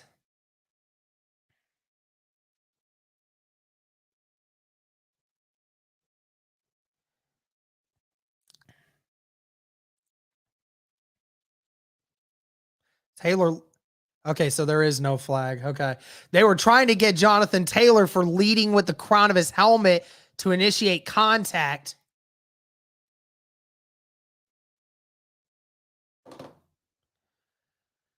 So Jonathan Taylor, his last 2 runs has ran for 40 yards.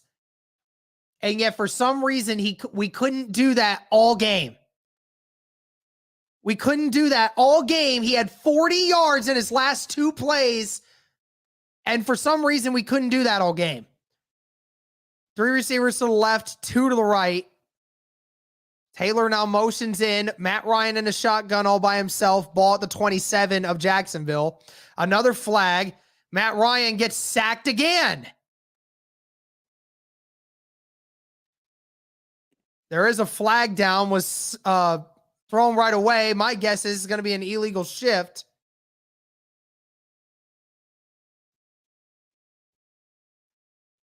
Illegal formation. Legal formation on the offense. Again, this team cannot do any more to destroy itself if it tried. It can't do any more crap. They've had 5 times where they've had an illegal formation in this game. Get set right. It is not hard. 2 receivers to the right, 1 to the left, tight end on the right. Ryan in a shotgun.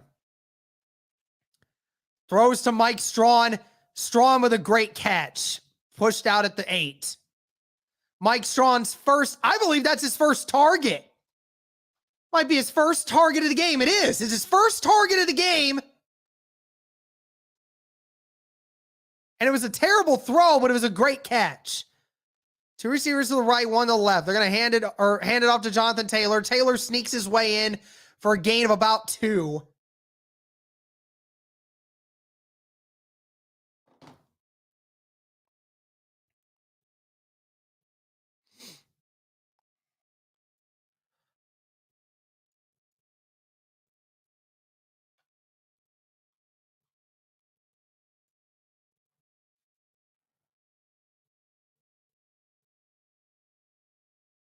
Another flag.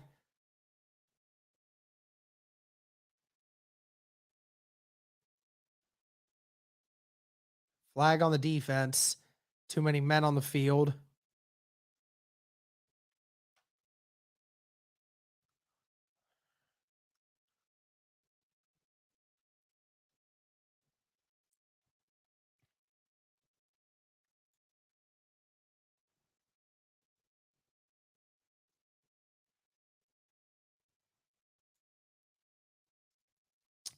First down and goal.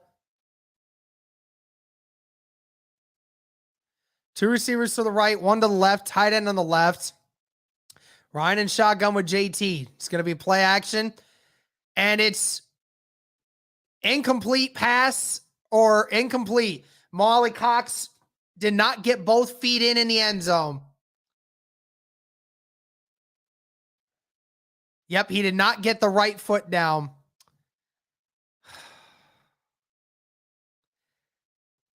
Ryan let it up there for him, but he didn't get the right foot down.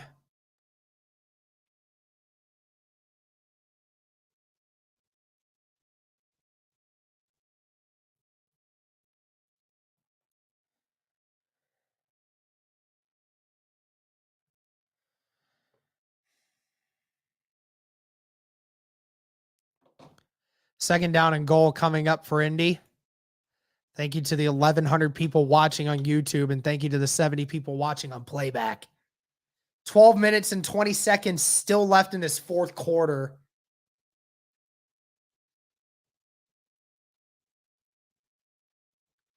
That's not a catch, is it? That's not a catch.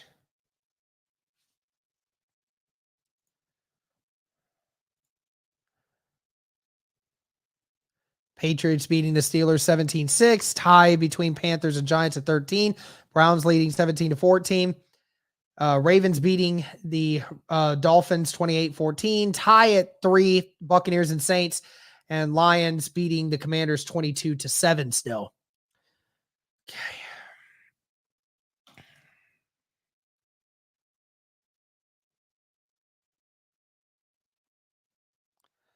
Second and goal. 2 receivers to the left, 2 tight ends to the right. Jonathan Taylor in the shotgun. Oh, hit the... And Ryan is going to be sacked again. Didn't get the freaking guy on the outside. I cannot believe what I'm witnessing.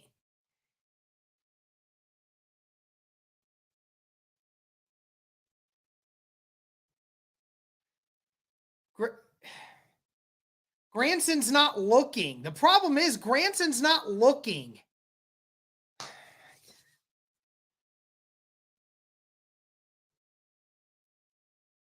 That is 5 sacks for the Jacksonville Jaguars in this game. 5. And the Colts don't have 1. Ryan throws it. Granson across the middle. Granson gets close. Granson trying and brought down at the 2.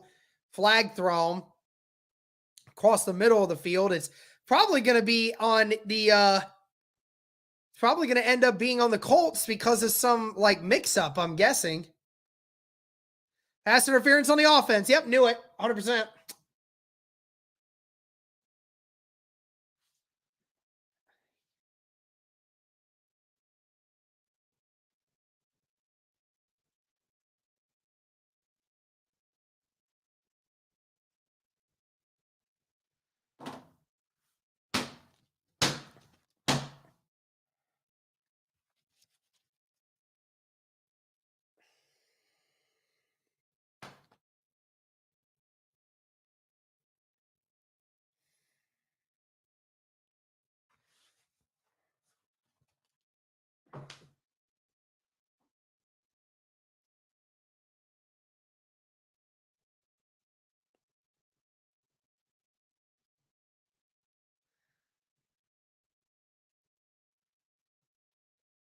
One second, yo. 1 second.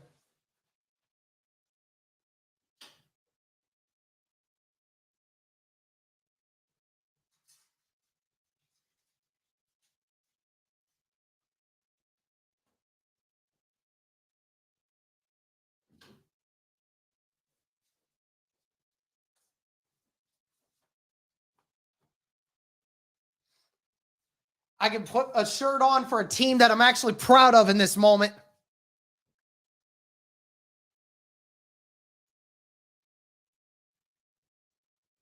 Don't care. I'll put on the Ohio State shirt. Screw it. Screw it. This team actually does something.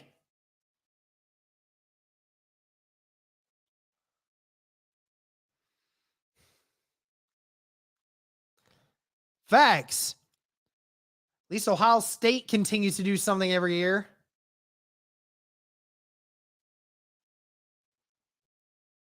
I should have. I wish I had one. Wish I had a brown paper bag to put over my head. I feel like a Browns fan from 5 years ago. I'm not ending it, bro. I can't. I can't. I'm still going.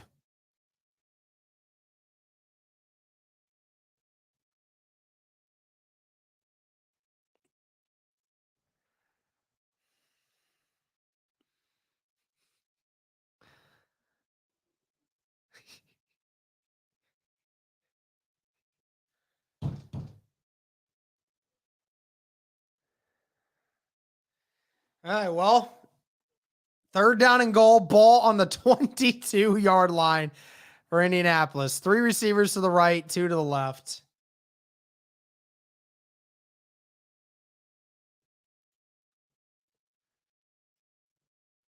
Matt Ryan throws it to Jonathan Taylor, or that's Hines actually. Brought down at the 13-yard line.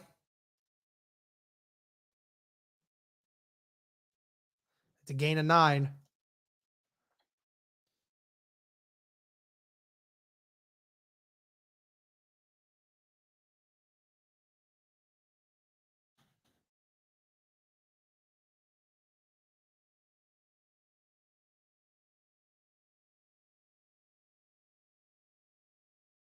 Two receivers to the right, 2 to the left. Matt Ryan in a shotgun. Jonathan Taylor back there. Matt Ryan. And Matt Ryan, avoids the sack. Matt Ryan still looking. Throws it up, and it is incomplete. So no score once again.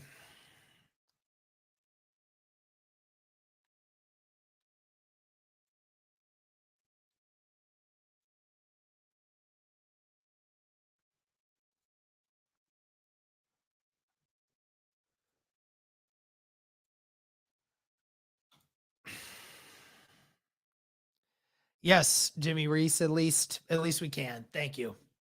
Glad you agree. Thank you for the $2 super chat, by the way.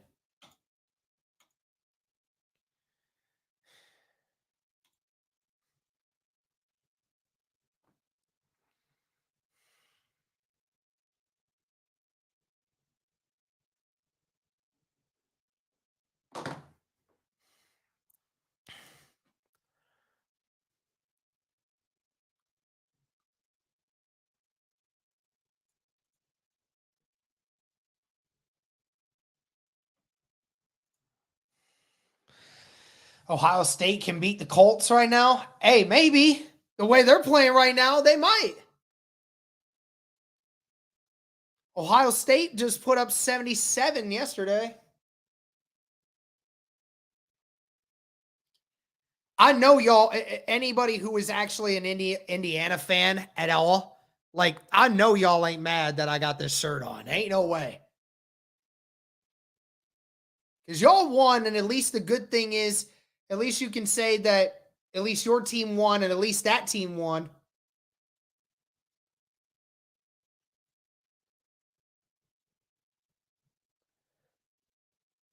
Select Ebway, $2 super chat. Thank you very much. Bright side, someone on the Colts is gone. I don't know, maybe. Yeah, how is Paris Campbell a bust when he hasn't gotten the ball thrown to him once? I agree. Like, I mean, you can't call someone a bust when they're not even getting the ball thrown to them. Like, why do we not get the ball to any of our players?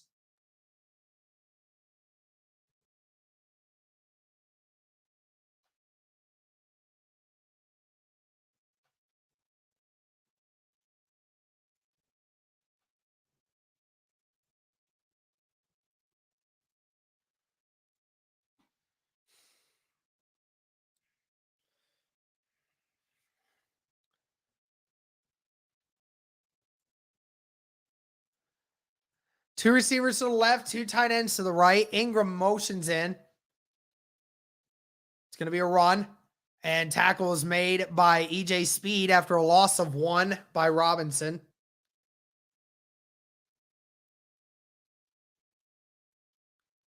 How is that pass interference? Oh, come on. The guy didn't even move. Like, that's so stupid.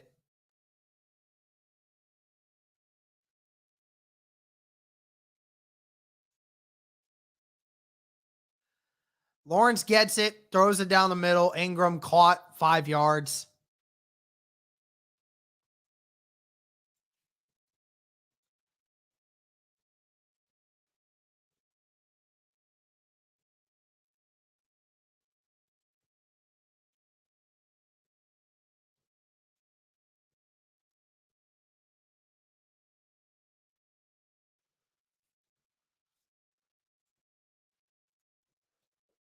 Two receivers to the left, two to the right.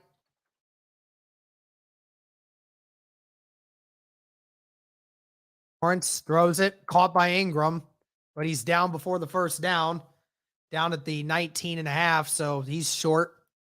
We're going to punt it.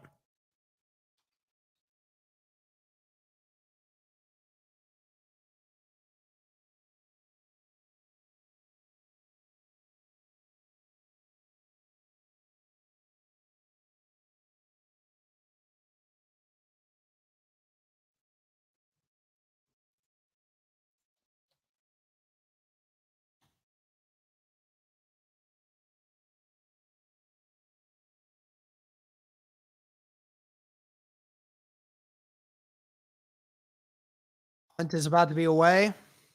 There it is. Hines going to get this at the 25. No, that's QT, actually. Brought down at the 32.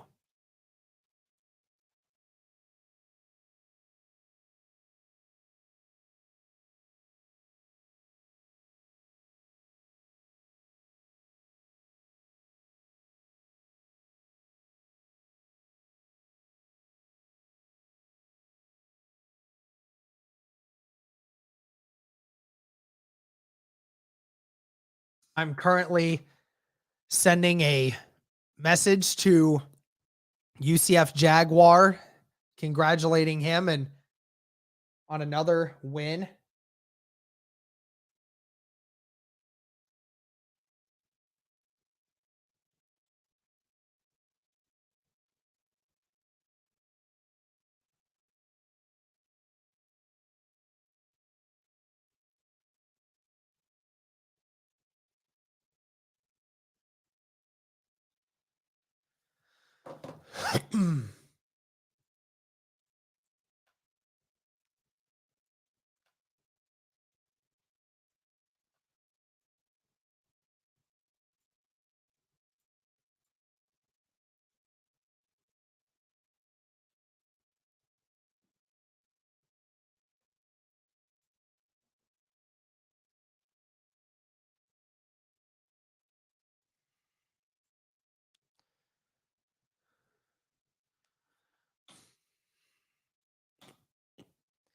I mean, congratulations, Jags fans. I'll tell you what, you guys played a great game.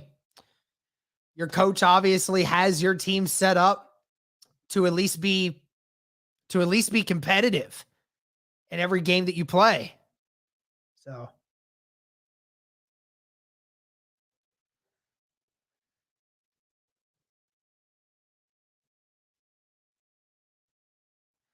thank you, Mark, for the $5 and that. Thank you very much. I don't think Ellinger is going to make any change, bro.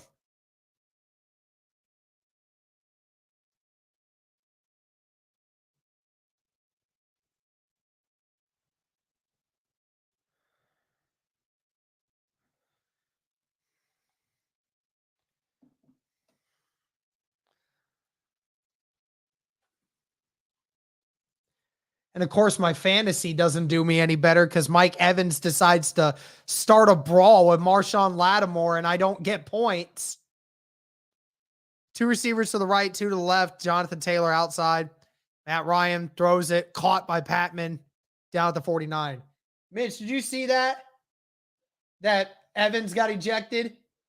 And you tell me I don't have the most unfortunate luck in fantasy history. 2 receivers to the right, 2 to the left. Matt Ryan avoiding the sack, throws it away.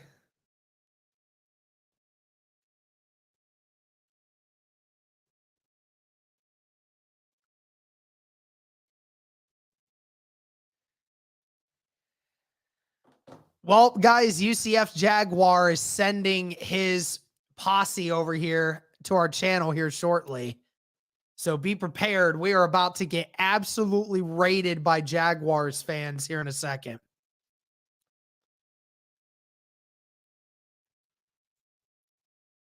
Sorry, Hayden. I'm not taking any stage requests. I'm sorry. Matt Ryan looking deep. He has a man. Ashton Doolin finally catches one down at the 11. Hey, look at that. Look at that. Unbelievable. That couldn't happen for the first 3 quarters of this game.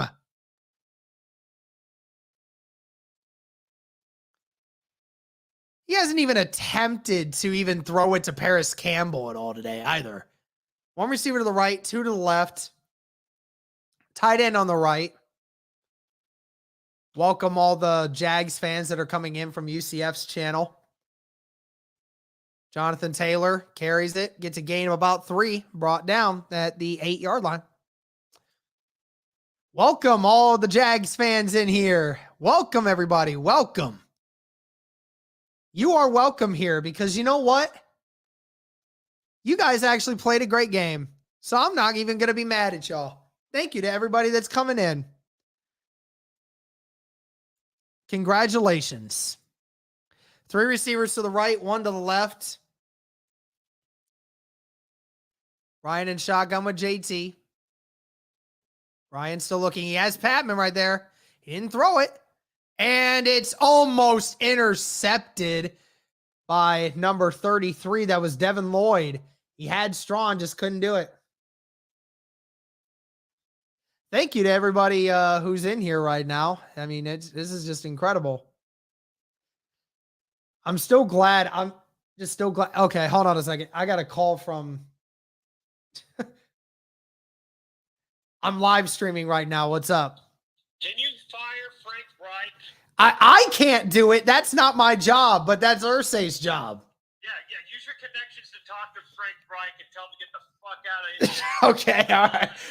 I'm streaming. 3 receivers to the right, 2 to the left. Come on, Matt. Just give me a touchdown here. Nope, never mind. Incomplete pass, almost sacked again. And Matt Ryan is down. Okay, he's okay. Actually, he looks to be okay. Well, I mean, yeah, I can't do anything about it. I mean, that's on and almost all is. Yeah. Well, and also it also isn't great that the players aren't stepping up either. Like nobody's stepping up. Bro, I'm telling you, I'm glad I took you off mute for that or for off speaker for that because listen, I don't want to be too bad here. 4th down and 7, 3 receivers to the right, 1 to the left. Ryan, last chance here, maybe. Ryan looking, throws it, and it's incomplete.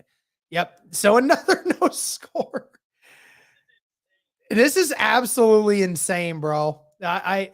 Jack, hey, listen, Jack Black, I'm not turning the speaker on because Josh is obviously very upset, and I don't want him to curse at this and then get me banned off YouTube, okay? Because he's already saying some stuff that definitely would have got me kicked off of YouTube if it was said out loud. So, but yeah, I'm sorry, bro.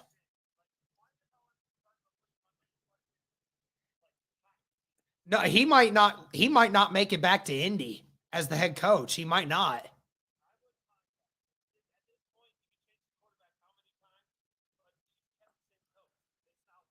Yep, absolutely agree with you. Run by the Colts, gets no yardage. Yeah, dude. I don't know. I don't know what happens from here, but something needs to happen. I mean, this is absolutely terrible. Not if we're playing like this, no.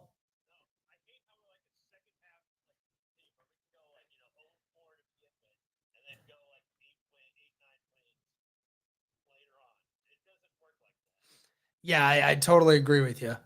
Hayden, please stop asking to go into the stage, man. I'm not accepting stage requests. But yeah, I don't know what to tell you, man. I got to get back to this stream though. We'll obviously talk more about this throughout the evening, but yeah, I got to get back to this stream. I have. I mean, every one of us has. Every single one of us. Yeah.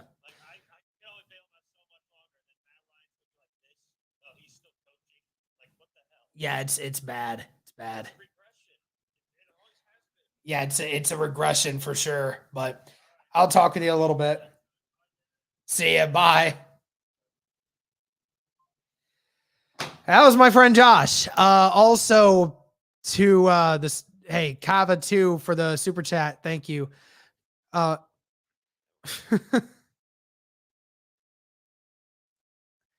mean, listen, Kava, listen, you can have your opinion on it. That's fine. I don't care. I mean, I appreciate the super chat. I really do. But I mean, this is just unacceptable. This is unacceptable. I don't care about losing. If Indy had lost this game by being competitive, then it would have been different. But this team is not competitive. 2 receivers to the left, 1 to the right, tight end on the right, 3rd down and 8. And he throws for an incomplete pass. Yep, it's off the ground, face on the coverage on Zay Jones, and that is another 4th down coming up.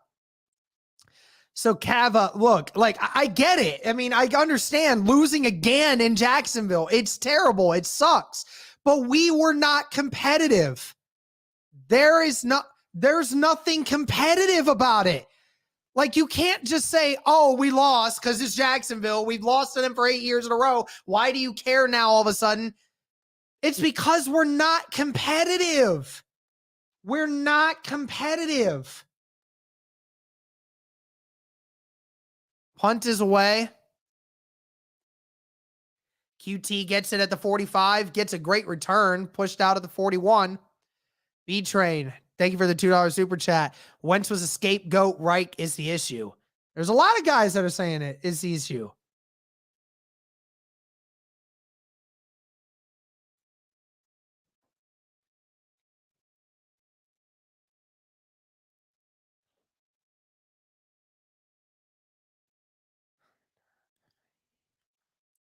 Well, Colts get the ball with 5 minutes left.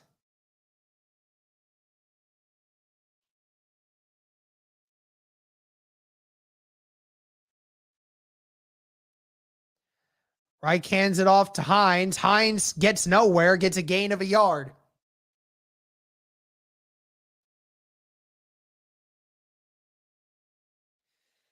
My uncle sends me a picture of every one of my family watching the game at his place. And I think they're all watching me, and they're all just watching me suffer. They're all watching me suffer right now. Ball at the 42, 4.5 minutes left. 2 receivers to the left, 1 to the right, tight end on the left. And Ryan with time, and it gets intercepted because it got tipped at the line of scrimmage.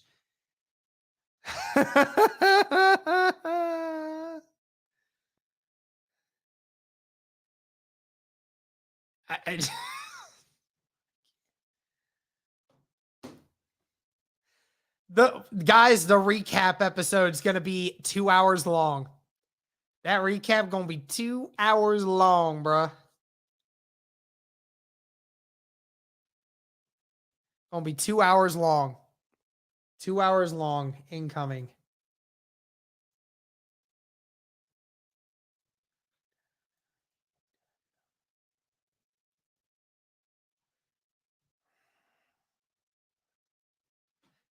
And an interception. Just... 2 receivers to the left, 1 to the right, tight end on the right, ball at the 46-yard line of Jacksonville. They're going to do a sweep. Tackled at the 48. That's Agnew.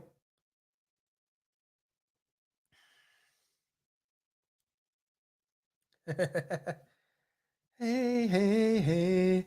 Goodbye. No, no, no. Hey, hey, hey. Goodbye.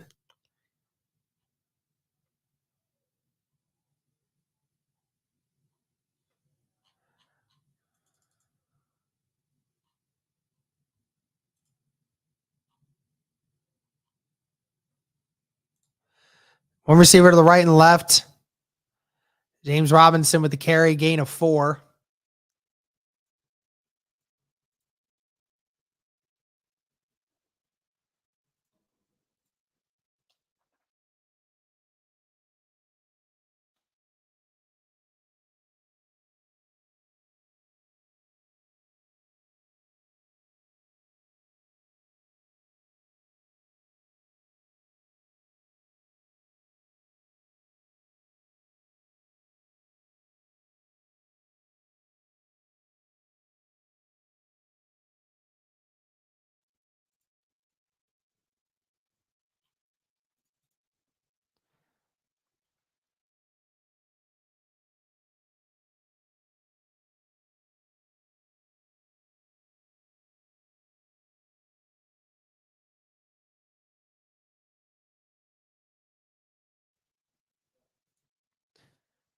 Two receivers to the left, one to the right, tight end on the left. It's going to be another handoff. James Robinson gets nowhere. That's another 4th down. They're probably going to punt it again.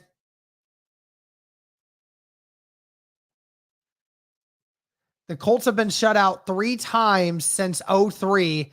All 3 of them coming to Jacksonville if they lose in this, if they end up not scoring.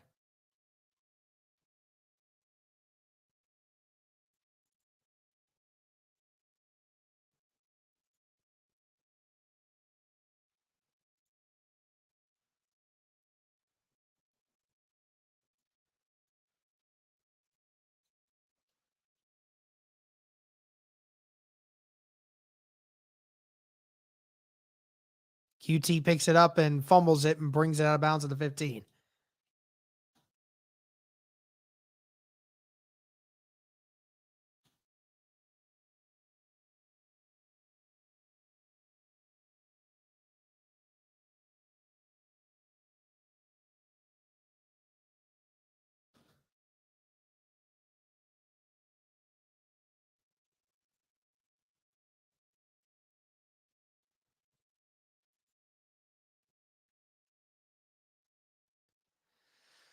Two receivers to the right, 2 to the left. The Colts trying to not get shut out in this game, even though they have no chance of winning. They got 2.5 minutes left in the 4th quarter.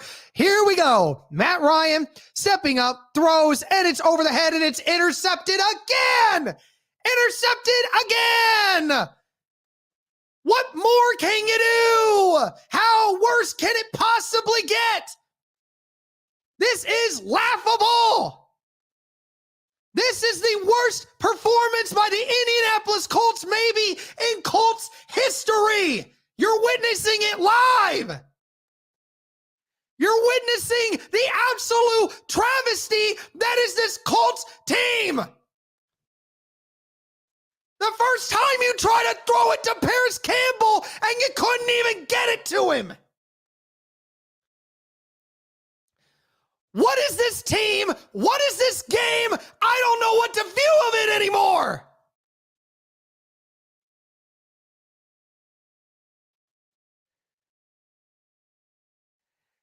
Gonna get shut out for the 3rd time in your team's history, moving to Indianapolis, and all 3 of them have come from the Jags. Absolutely embarrassing.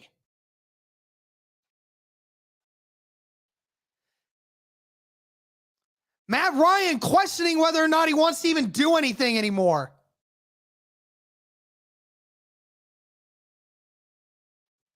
Kava, thank you for the $10 super chat.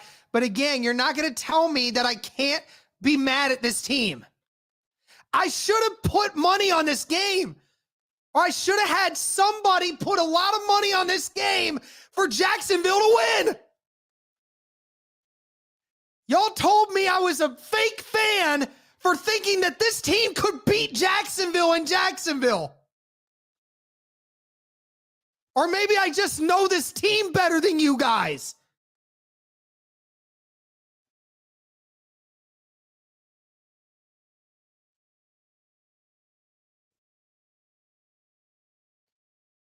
Waste of money. I pay season tickets for this.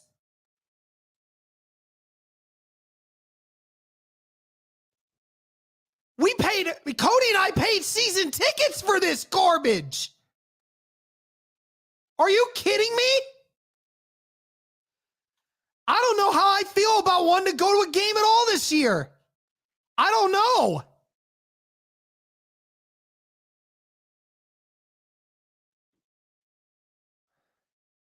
What is this?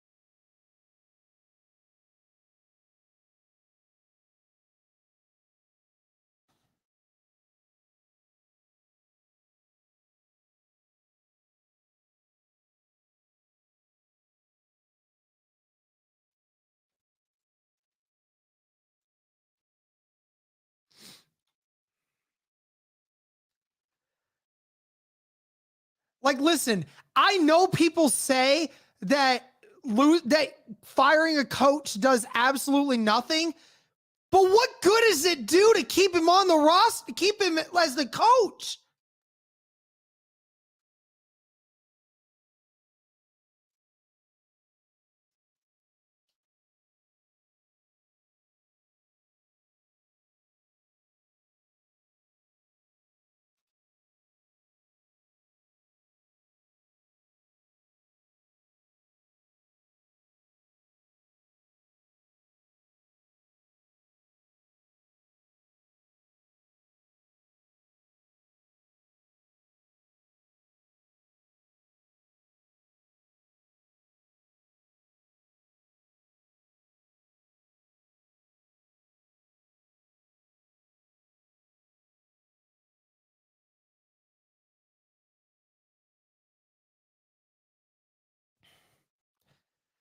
Like, and it's so stupid because like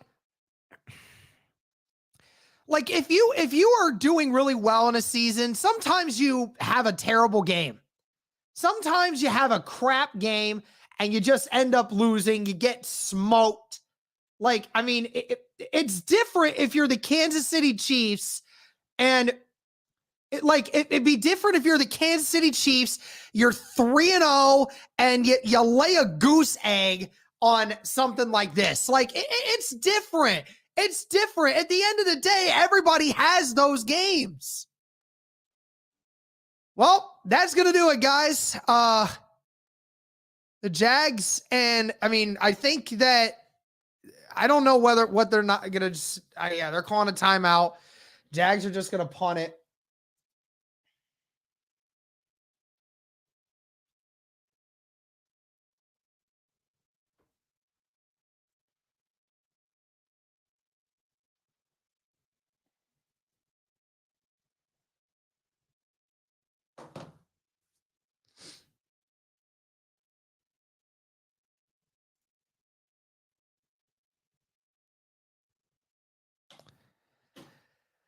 This team was not well built, apparently.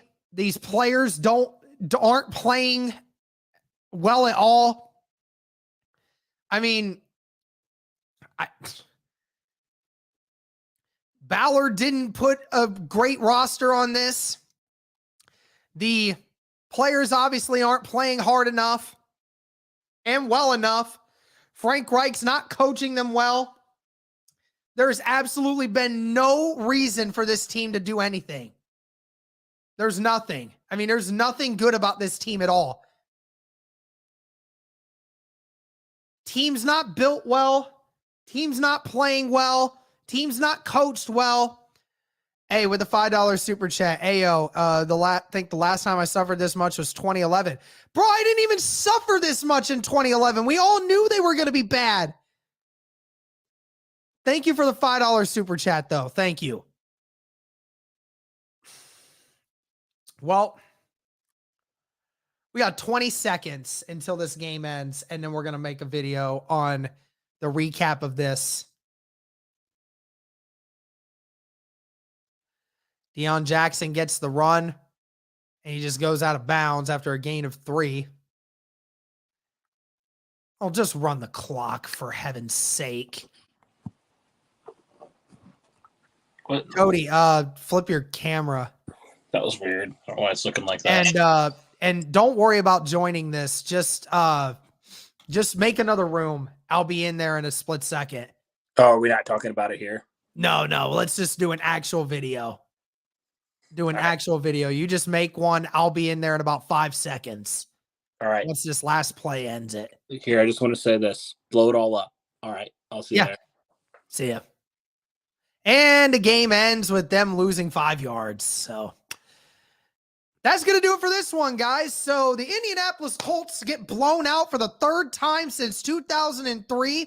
And it's all by the Jacksonville Jaguars. Jacksonville Jaguars, great game. You guys had a fantastic group there. Absolutely freaking insane. This Colts team is an embarrassment. Something needs to be done about it.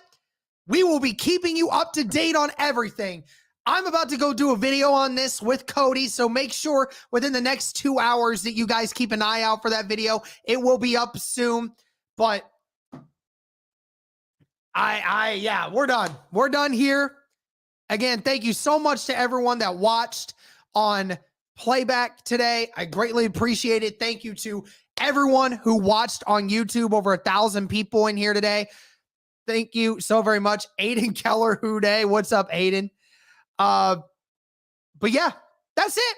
That's it, ladies and gentlemen. Thank you so much for tuning in. Wish I could say that this was better, but be prepared for some big news this week because something needs to be done. That's going to do it. Thank you guys so much for hanging in here with me. And as always, I can't even say this. I'm not even going to say it. See you guys later. I'll have a video up here shortly. Thank you to everyone watching.